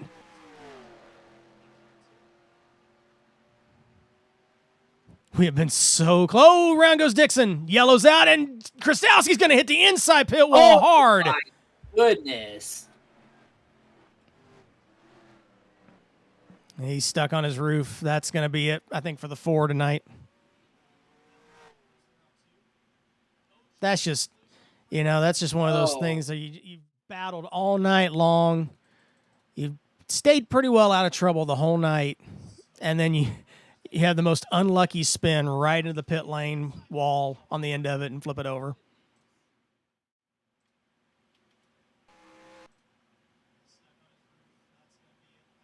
So Zach was the one, he kind of got loose there off turn 4, catches Dixon off turn 4, and Krastowski just slides down to the inside and just plows the inside wall and turns it over.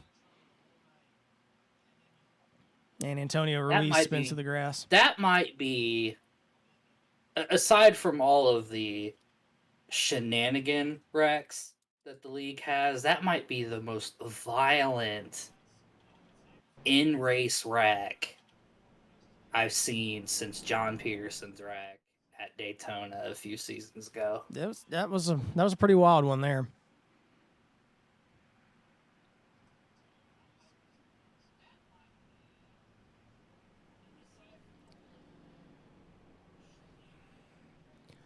Caution lap 143. Waiting to hear if Zach Krastowski's okay. I haven't heard anything on the radio. He is officially done for the night, which we figured, unfortunately.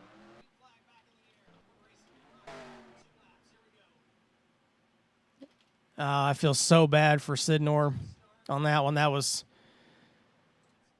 don't think that was his fault on that one, I don't believe, but I kind of caught it out of the corner of my eye there. All I saw was the purple car going around. Darren just lost it off turn 2 and hooked the 16. Lovell did get some damage. Oh, yeah, Darren yep, exactly right. Just got loose. Wow. Oh, Lovell did catch the wall a little bit behind him.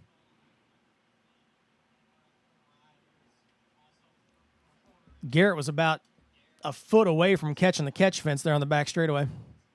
He caught some air there.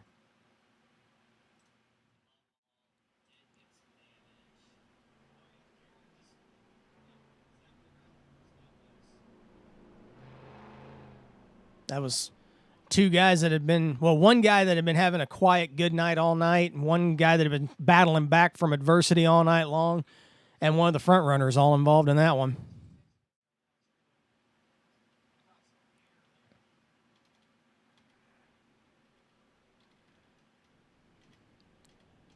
All right, so we're going to turn the lap counter off. We are now in green-white checkered territory here.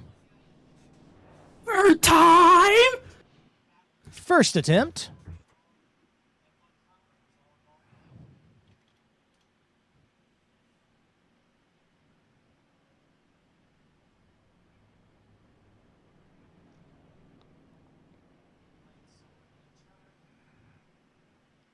I want to add insult to injury.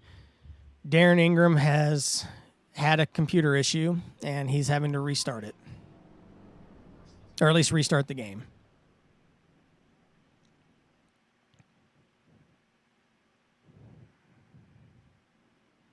That could not have come at a worse time. No, right? not at all.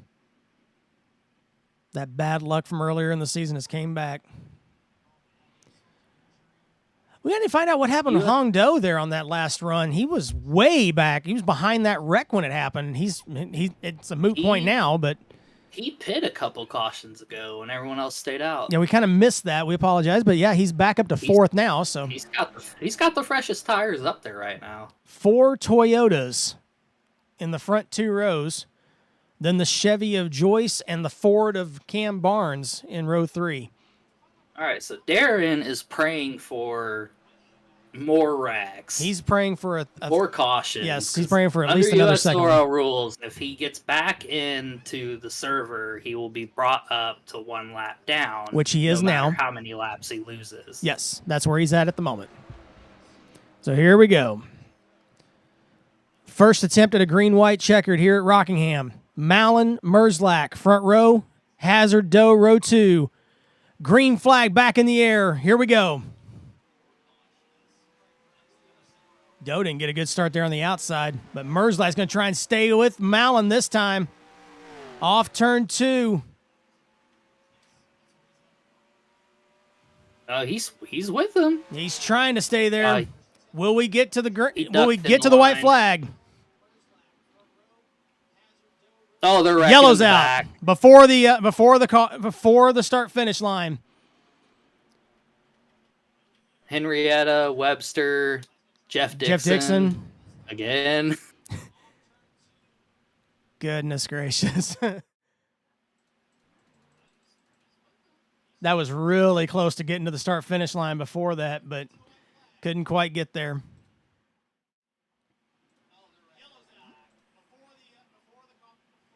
Boy. Garrett Sidnor got some damage in that. Sure did. He missed the majority of it. Boy, Zach, did he stay off that pit wall?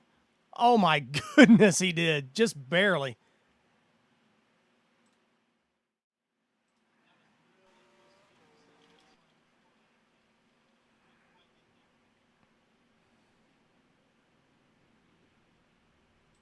They'll be choosing next time by.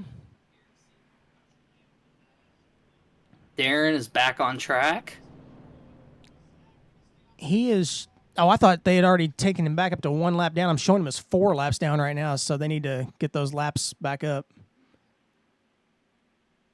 I would add the laps myself, but being this close to the finish, that could really cause a problem. Yeah, too many people trying to get in there and make some adjustments here might mess that up. Yeah. I believe that should put him back on the lead lap, if I'm not mistaken. Depends on if he was back on track before the caution came out. I think it was. I'm not for sure. And he's got the weather issues that we're having. Apparently, it wasn't a. I'm getting radio in. Sorry. Oh, that's okay. So what happened was the weather hit him and knocked something out with a surge protector or something, and that's why he left the server. It wasn't anything to do with a normal game issue. It was a weather issue. Of course, at the very end of the race. And you were right. He is one lap down, right? Nope. Take it back. He is on the tail in the lead lap now. So he is racing for position right now.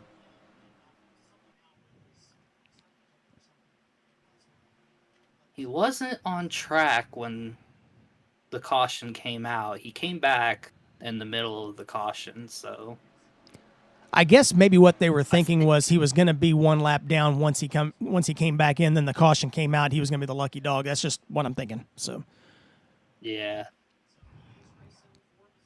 In any event, let's focus on the front. Here we go. Again, the 4 Toyotas at the front, coming to the green. Green flag back in the air. Green-white checkered attempt number 2 here at Rockingham. Mallon, Merzlak.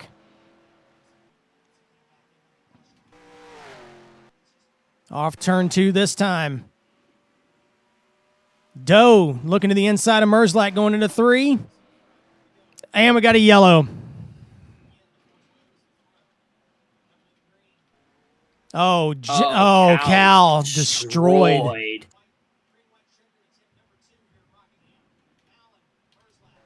Oh, and we got a wreck in the front as well. Evidently, when they were checking up, the leaders got together.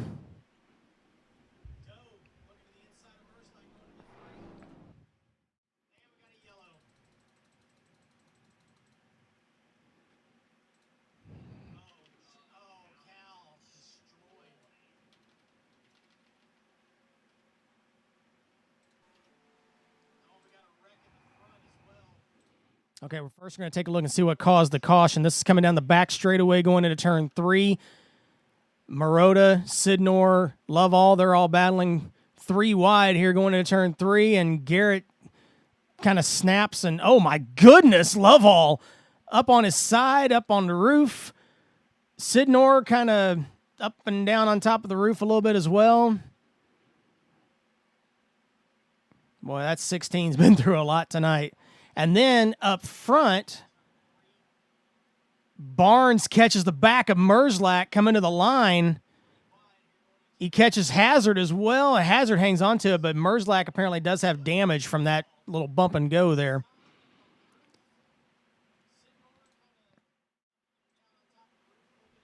So here we go. This is it.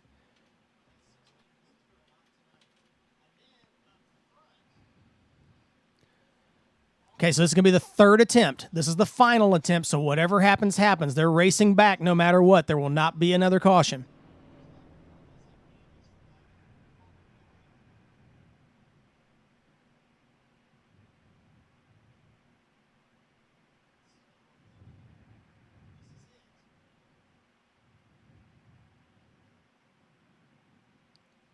All right, choose cone here.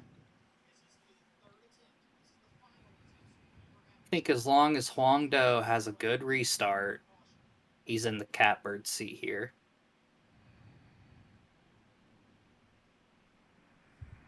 He's got the freshest tires up there, but Tyler's had the fastest car. Look who's up there in 6th on the outside.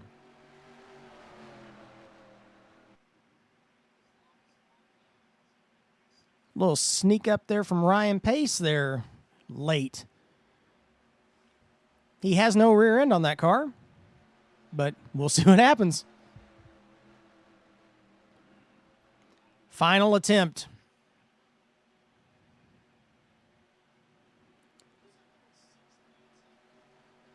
Here we go. Final attempt. Mallon, Doe, Merzlak, Barnes, your top 4. Teammates Hazard and Pace. Row 3, here we go. Green flag for the final time here at Rockingham, and they get together in the middle of the field, and Spencer's going to go around and take Dixon hard with him. That is probably like the perfect way for Jeff Dixon to end his night, considering everything he's been through. We're still going. We're still going. Remember, we're going to the end here. White flag for Mallon. Here we go. Mallon, Barnes, Doe.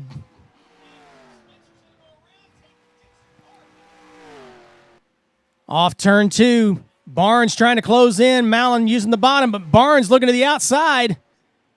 He drives it in there on Mallon. Couldn't get there. Mallon off turn 4. Tyler Mallon wins here at Rockingham. Great finish here at Rockingham.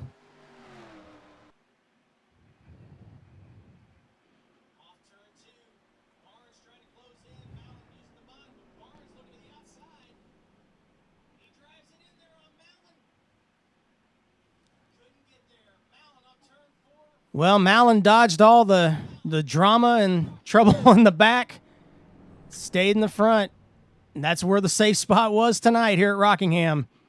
As the Intel Camry goes to victory lane, we'll hope to speak with him shortly, along with the rest of the top 3.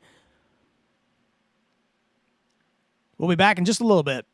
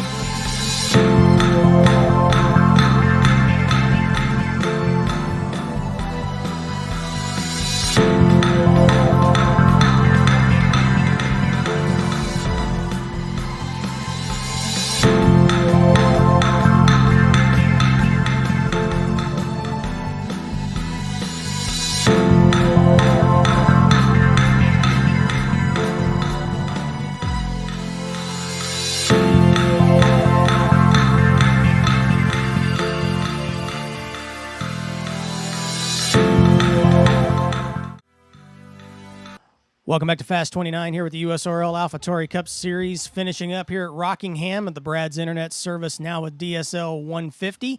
Tyler Mallon dominates the race tonight. We'll hope to speak with him shortly, but first we're going to take a look at a couple of replays from the finish. A little bit crazy on the restart and then a little bit crazy about halfway through, so we're going to take a look at a few things here real quick. First of all, on the restart, we've got a little bit of a jam up on the inside as we roll it forward here.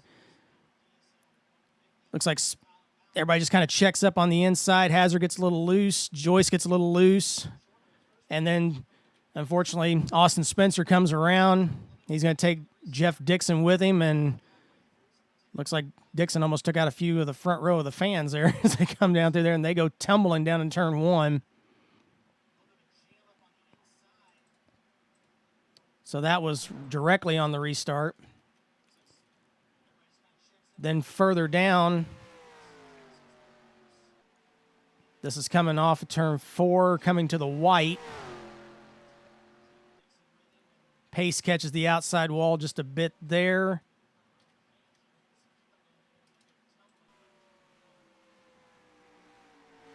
I believe somebody's going to go around here in turn 2. I just kind of saw it out of the corner of my eyes. We were watching the battle for the win. There's Pace hitting the wall again off of 2.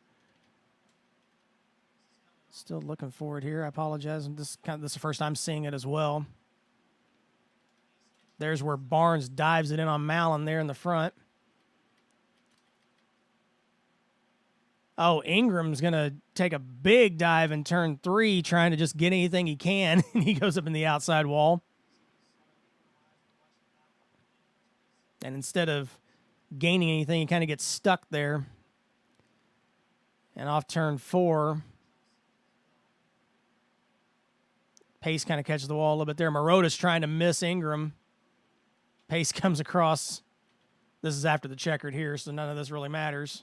They're just kind of bouncing and banging off each other to the finish. But in any event, we have a winner, and it's Tyler Mallon. There's the finishing order, unofficial right now. You can see Tyler, 118 laps led, just dominated this thing tonight. Cam Barnes finishes second. Hong Do third. Steven Merzlak finishes fourth. Noah Joyce fifth.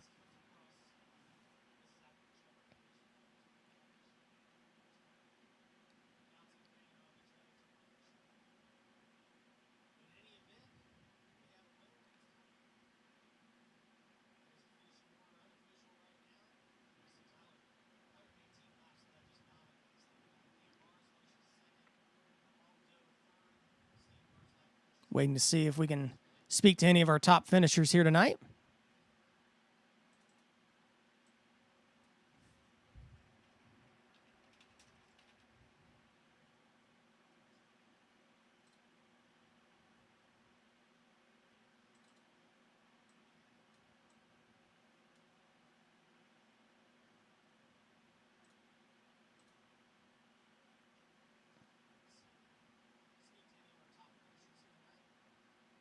No responses yet, I guess, Dan?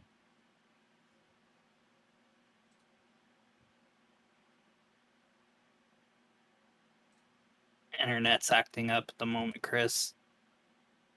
Sorry about that. Oh, you're fine. I think that's a problem we're all having tonight.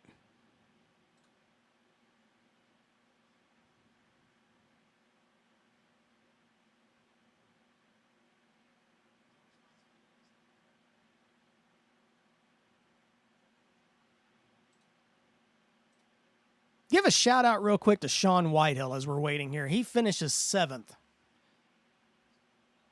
He needed that one.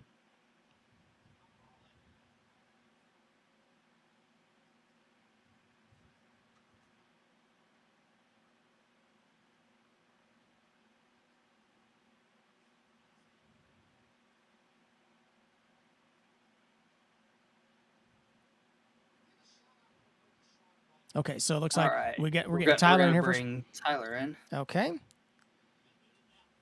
Let me get him situated here real quick. I wasn't sure which which position we were going to get first here, so let me get fixed here.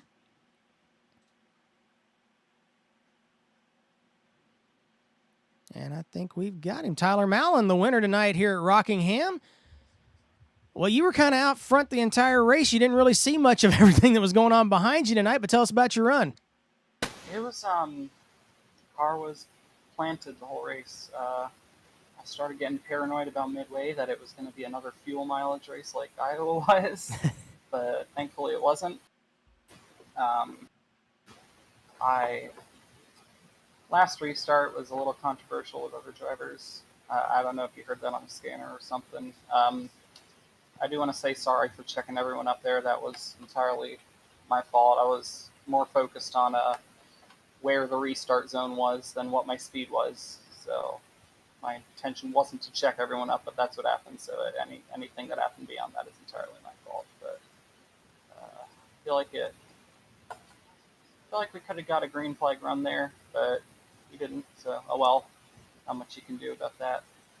So I don't know. Just glad the race went. Glad I won. I don't know. No, we get it, man. Yeah, absolutely. And like I said, you were kind of just out of the drama pretty much the entire night, just being up front, just kind of leading these guys around, and that was kind of the place to be. You did fall back once, I think, probably about 40, 50 laps into the race when some guys stayed out. And actually, I take that back. You actually had a bad pit stop, didn't you? I overshot my stall. Yeah, that's what happened. That was entirely self-inflicted. Okay. We were wondering what happened there because you fell back 5 spots, and we were like, well, did he have a bad pit stop? Did he miss the pit? We weren't sure exactly what happened, and pit stops happen so quick in this league that you can't really get back to find out exactly what happens before the green comes back out, especially at a little bit of a shorter track. So we were kind of question marking on that one, but glad you cleared that up for us. It was your fault. Okay. Yeah. Anybody you want to give a shout out to tonight with this win? I don't know. Everyone watching the stream, I guess. Y'all are cool. Thank you guys for broadcasting. I always go back and watch your broadcasts and GTMs because both of you guys do such an awesome job every single time. I don't understand personally how you're able to just be so professional every single time. I could never do that. You haven't watched the entire broadcast then, because it's not always professional, but we appreciate it. Well, you're better than basically anything I've ever seen. So. Well, we definitely appreciate that, Tyler. Dan, you got any questions for him tonight? I don't have any questions for him, but I picked him to win, so you're welcome. He did pick. Yeah, we were. he got to pick before me, so yes, yeah. Great job, Dan. Thanks. Tyler, also, if you think my broadcasting is professional, seek help. Yes, yeah, me too. But we definitely do appreciate the shout out. But goodness, there maybe must be my bar is lower than other people's, or just everybody else is just the bar is that low. Maybe I don't know. Chris is the professional one, and I'm just here to make people laugh, I guess. I provide insight and comedy, or attempts at comedy. Yeah, you still do a good job. Well, we definitely appreciate it, Tyler. Tyler Mallon, winner here tonight at the Brad's Internet Service 150, now with DSL. Congratulations, Tyler, and we'll see you next time, buddy. Thank you. All right, so we're going to see who we got next here, Dan. We're going to try and get Cam, it looks like. Maybe. We got Cam. We got Cam. All right, give me just a second here, so that way we can get his name on the board here.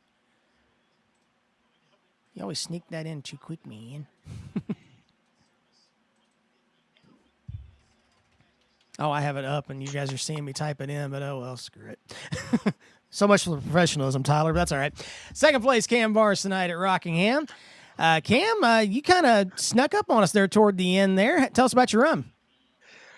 Well, I had probably the most decent 7th to 8th place car there, probably all day. Just the big thing was managing the tires on the runs, but the problem is we didn't get any of those long runs. There, I know me and Holong were like the only ones to pit there under about 25 to go. And so we made an adjustment, put a little tape on the grill, and went back out and tried to keep digging. Missed a big one on the back stretch and got in the right position in the end there. None of those guys wanted to take the top. So we just kept gaining spots and then got timely yellows to where we could line up that last green, white, checkered, and I thought I had him, but a little bit of contact there entering 3, and it slowed me down just a little bit, and couldn't get back by him. I should have taken the corner a little bit wider, but the number 12 Aflac Ford Mustang was pretty good. Happy after the result we had last week for sure. So. Absolutely, yeah. And that was one of the things, Dan and I, we didn't really talk about this too much, but that was the thing that was a little bit disappointing tonight, is that we really couldn't see what guys had on the long run just because of all the cautions, unfortunately. And I think a lot of the guys, it sounded like you were one of them, were kind of set up for the long run, kind of conserving your tires and letting the guys kind of hot dog it out front and burn the stuff off, and then you'd have something to catch them toward the end of the run. Yeah, I always try to be more patient, especially at the beginning of the run. That's something I worked on a lot this year, and I it's shown up a little bit here and there.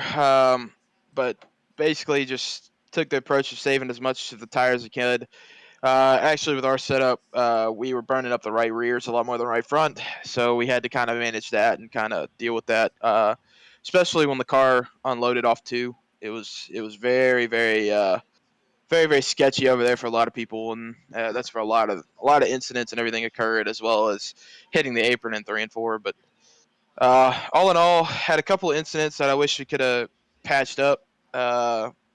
Most of it was driver, not setup, not anything like that. And it was more driver being an idiot than anything. But yeah, hopefully we can carry this momentum through the off week and then get back to it as soon as we get back. I think your guys are going to Kentucky, I think, after the break next week. So a little bit of a different track than what we had tonight, but you still got to kind of manage the tires too. So maybe something can kind of roll over to that as well. Yeah, I'm hoping we get a decent green flag run during that race and not a lot of cautions. If I remember rightly, Kentucky hadn't been too kind to me, but we're going to go in there with a different approach and hopefully not burn the tires up to where, spinning out or anything like that, and hopefully get a good result. Absolutely. Dan, you got any questions for him? After the struggles and just, what's the word I'm looking for? Yeah, he's going philosophical on us, Cam. Listen to him. after the disaster that was Michigan and Iowa for you, what does a second place run do for you? Well, it definitely makes me feel like I'm not out of this championship hunt yet. Beating all the guys in front of me was really, really a nice touch there. Other than that, really, it's just getting through that mindset of, man, we've had bad weeks the last 2 weeks. Michigan, we had the car to win, just circumstances out of our controls prevented that. And Iowa, we just completely missed it, made a wrong adjustment, and just could not recover. So just coming in here with a fresh mindset, not counting myself out, and just taking it easy and logging laps until the end, and then show up when it matters most. And trying to tell these guys I'm a force to be reckoned with when things go my way. But I don't know. We'll see. Well, you definitely kind of there's a lot of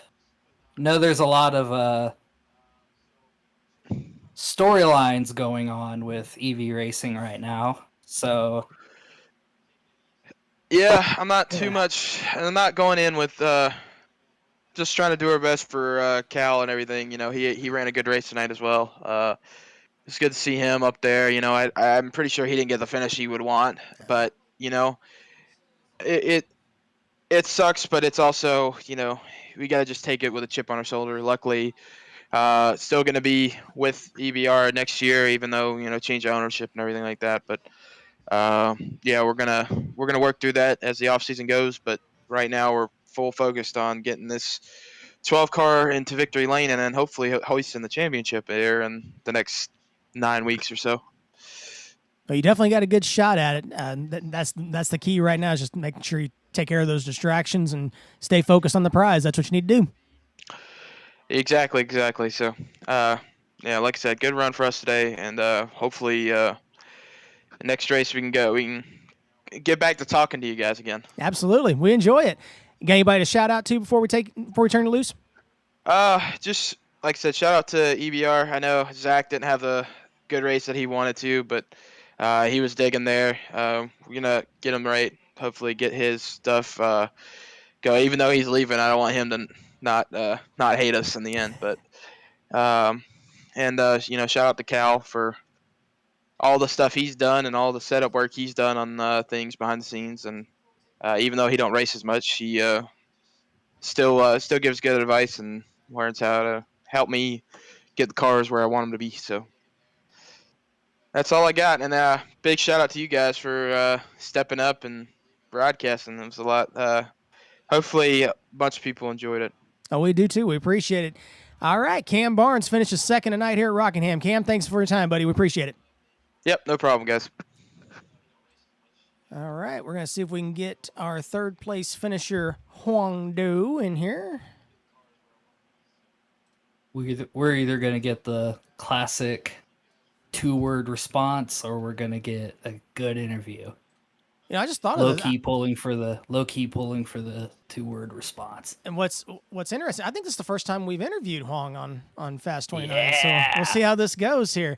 Huang Do, driver of the 01 DeWalt Toyota Camry tonight, finishes third. Huang, tell us about your run tonight, bud. I feel like I had a shot winning. We had a car to beat. Ran up front all night. Went with the gamble, pin. It almost worked. Yeah, that kind of caught us off guard. You were up there, top 5 all night long, and then we failed as a broadcasters. We didn't notice that you had pitted under that one on the about 25 or so to go, and we're like, why is he all the way in the back missing this one big wreck back here, which you were pretty close to. To give myself and Chris a little bit of credit here, we were too busy being distracted by Zach Krastowski. The pirouette on the pit lane. That was wreck. That's right. Yes, he was break dancing off the pit wall, so we didn't notice you had pitted. And understandably so, I guess. But you were able to work your way back up to the front and end up with a good top 3 tonight. Yeah. Not bad. You got anybody you want? Yeah. You got anybody you want to shout out to tonight? No. Excellent. Yeah! All right. There's the one-word answers. There they are. All right. Well, Huang Do, we appreciate your time tonight. Great third place finish, and we'll catch you at Kentucky. Thank you. Thank you, man. All right, and I think we got one more coming in at the last minute here. Hang. Uh-oh. Yeah, I think I heard him. Hang on a second. Probably should have given him a warning there. Might have given me a warning, too. Hang on. There we go. All right. We have a special guest here now. Fourth place finisher, Steven Merzlak, in the house. Driver of the Target #1 car. You were up front pretty much the entire night. Tell us about your run. We had a really, really good car all night long. There was a point earlier in the run when Cam got the apron, we kind of got together and I got in the wall and it changed the balance of the car a little bit, but you're still able to drive around it. It was one of those where I was just about everywhere in every position the whole night, and I'm just glad this team managed to get us up front, and I kept that car up front and got us a nice top 5. I got to tell you, you came up with some good one-liners, too, a couple times on the scanner. We heard Davey, I guess, got loose in front of you, and you said you could see his headlights. That was a good one. And then I can't remember. There was another good one later on, but I can't remember. I didn't write that one down. But it just seemed like guys those cars were just a handful tonight, it seemed like. Yeah. When we got those long runs, the 2 of them we had, that car was a handful, but at the same time, it was some of the most fun I've ever had here. Just wheeling that thing like crazy. It's a shame we couldn't do that more, but having that long run whenever you could, it was just about as much fun as you can have in a stock car. Absolutely. And that was one of the things, and Dan and I just talked to, I think we were talking to Cam just a minute ago about how we were kind of hoping that there had been some longer runs so we could see what the guys had on a really long run, see the kind of the cream rise to the top. And it seemed like A lot of guys just didn't have that kind of a setup. They had kind of I call it the hot dog setup, where they get out front and run away a little bit, but then the tires are just gone after 10 or 15 laps, and then you're just junk for the rest of the run. So it's been kind of exciting to see kind of the ebb and flow. Yeah, they've definitely a couple of comers and goers on those long runs there. I was fortunately had one of those comer cars where, it came alive after about 20 laps. If you kept the tires on it, you felt like Superman compared to everybody else even before you pit. It's just such a good balanced car. And honestly, most of the setup came from my teammate Sean Whitehill. He takes most of the credit here. It's a legendary Rockingham setup. I'm just happy I got to use that thing to its full potential for most of the race. And again, a shout out to him. He's been having some bad luck here the last few weeks, and he comes away with a 7th tonight. So that was a good run for him as well. Oh yeah, I'm so happy he managed to get us a top 10 with the season he's been having. Just all of us just getting some nice, clean, good runs, and that's just all we need right now. And we're finally starting to see that. Absolutely. Dan, you got any questions for him? Is Dan still... Yeah, I'm here. Okay. It's been a rough season for you. So seeing you get a really good run, really clean race, it's got to be a big confidence boost for you, right? Absolutely. It's obviously been a rough season and took a big chunk of it off, but I'm starting to catch my stride, and I think if I can keep building on it like this, I'm going to have some good things coming up next season, can fully take advantage of it. Absolutely. Like we know you got the talent, just got to keep it clean. Yeah, just keep the nose clean, have a little bit of luck go your way, and just make sure everything's working right. Keep your head down and just start racking up those top 10s. That's it. Absolutely. Hey, real quick, what'd you think about my save last night at Talladega? I just want to throw that out there. Oh my god, I forgot about that. That whole race was a blur. That was honestly a lot. That was a lot of fun. That was some of the most fun I've had on a plate track. Just with the small field, everybody was just hanging it loose. I loved it. Starting to finally turn around on plate racing. It's been so long. What's funny is, and that was not to toot my own horn. I just wanted to throw that at Steven for a second because he was in that race last night. But what's interesting is 2 out of the last 3 races in the Wheeling Series, you've beat me being in or near the catch fence, and I'm kind of tired of that. So, yeah. I'm going to make sure I didn't have it anymore. Next time, you know what line to take at the end. Yeah, I got to be up higher on the catch fence, I guess, or something. I don't know. I can't pass you on the bottom. I have to pass you on the top. Get up on there like Herbie. You find your way around me on top of the wall. Pretty much. Or be like you and Jack and just kind of ride on top of you the whole way. That was some good stuff, too. That was great. Well, you got anybody you want to shout out to before we let you loose, bud? Got to give a shout out to the Apex team with Austin and Sean doing the best they can, doing what they should be doing all season, just putting in the results. Shout out to Target, finally getting them a good result that they've been looking for all season, and just keep at it and finish off the season strong. There you go. Well, Steven, we appreciate your time tonight. Great 4th place finish at Rockingham, and we'll catch you in a couple weeks in Kentucky. Yeah, thanks, guys. I'll take care. Appreciate it. Steven Merzlak, driver of the Target Camry, finishes 4th tonight. All right, we'll go ahead and do some final thoughts here from the booth. We've got an off week next week for Memorial Day, and a lot of the guys are going to be heading down to Charlotte for Memorial Day weekend at the 600s. So looking forward to that. Hope they'll have a blast. I wish I was able to go, but I've got commitments and a family and stuff, so I've got to stay home. So it kind of sucks, but that's okay. I think, Dan, you're going to that, aren't you? Yeah, I am. Yeah. Listen to you and you. It's going to be fun. Yeah, I know. Yeah. Don't rub it in. I'm gonna watch.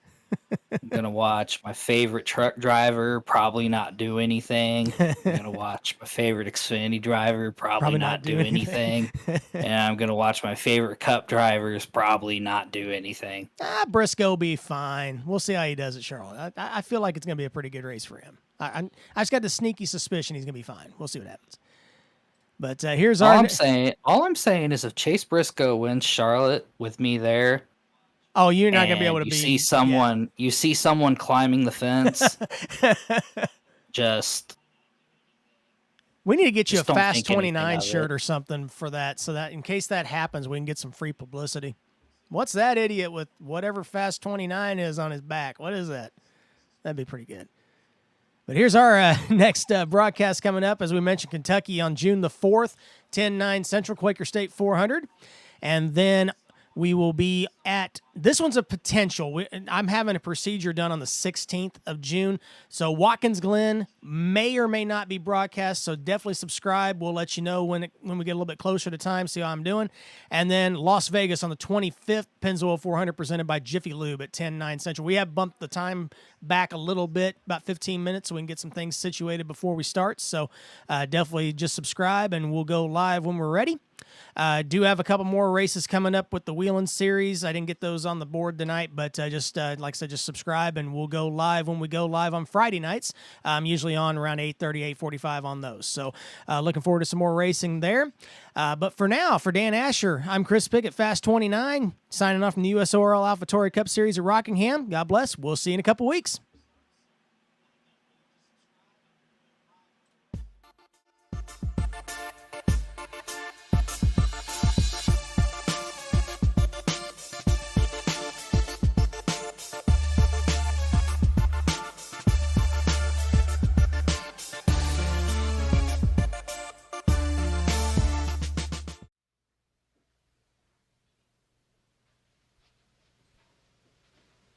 You're still here? It's over. Go home.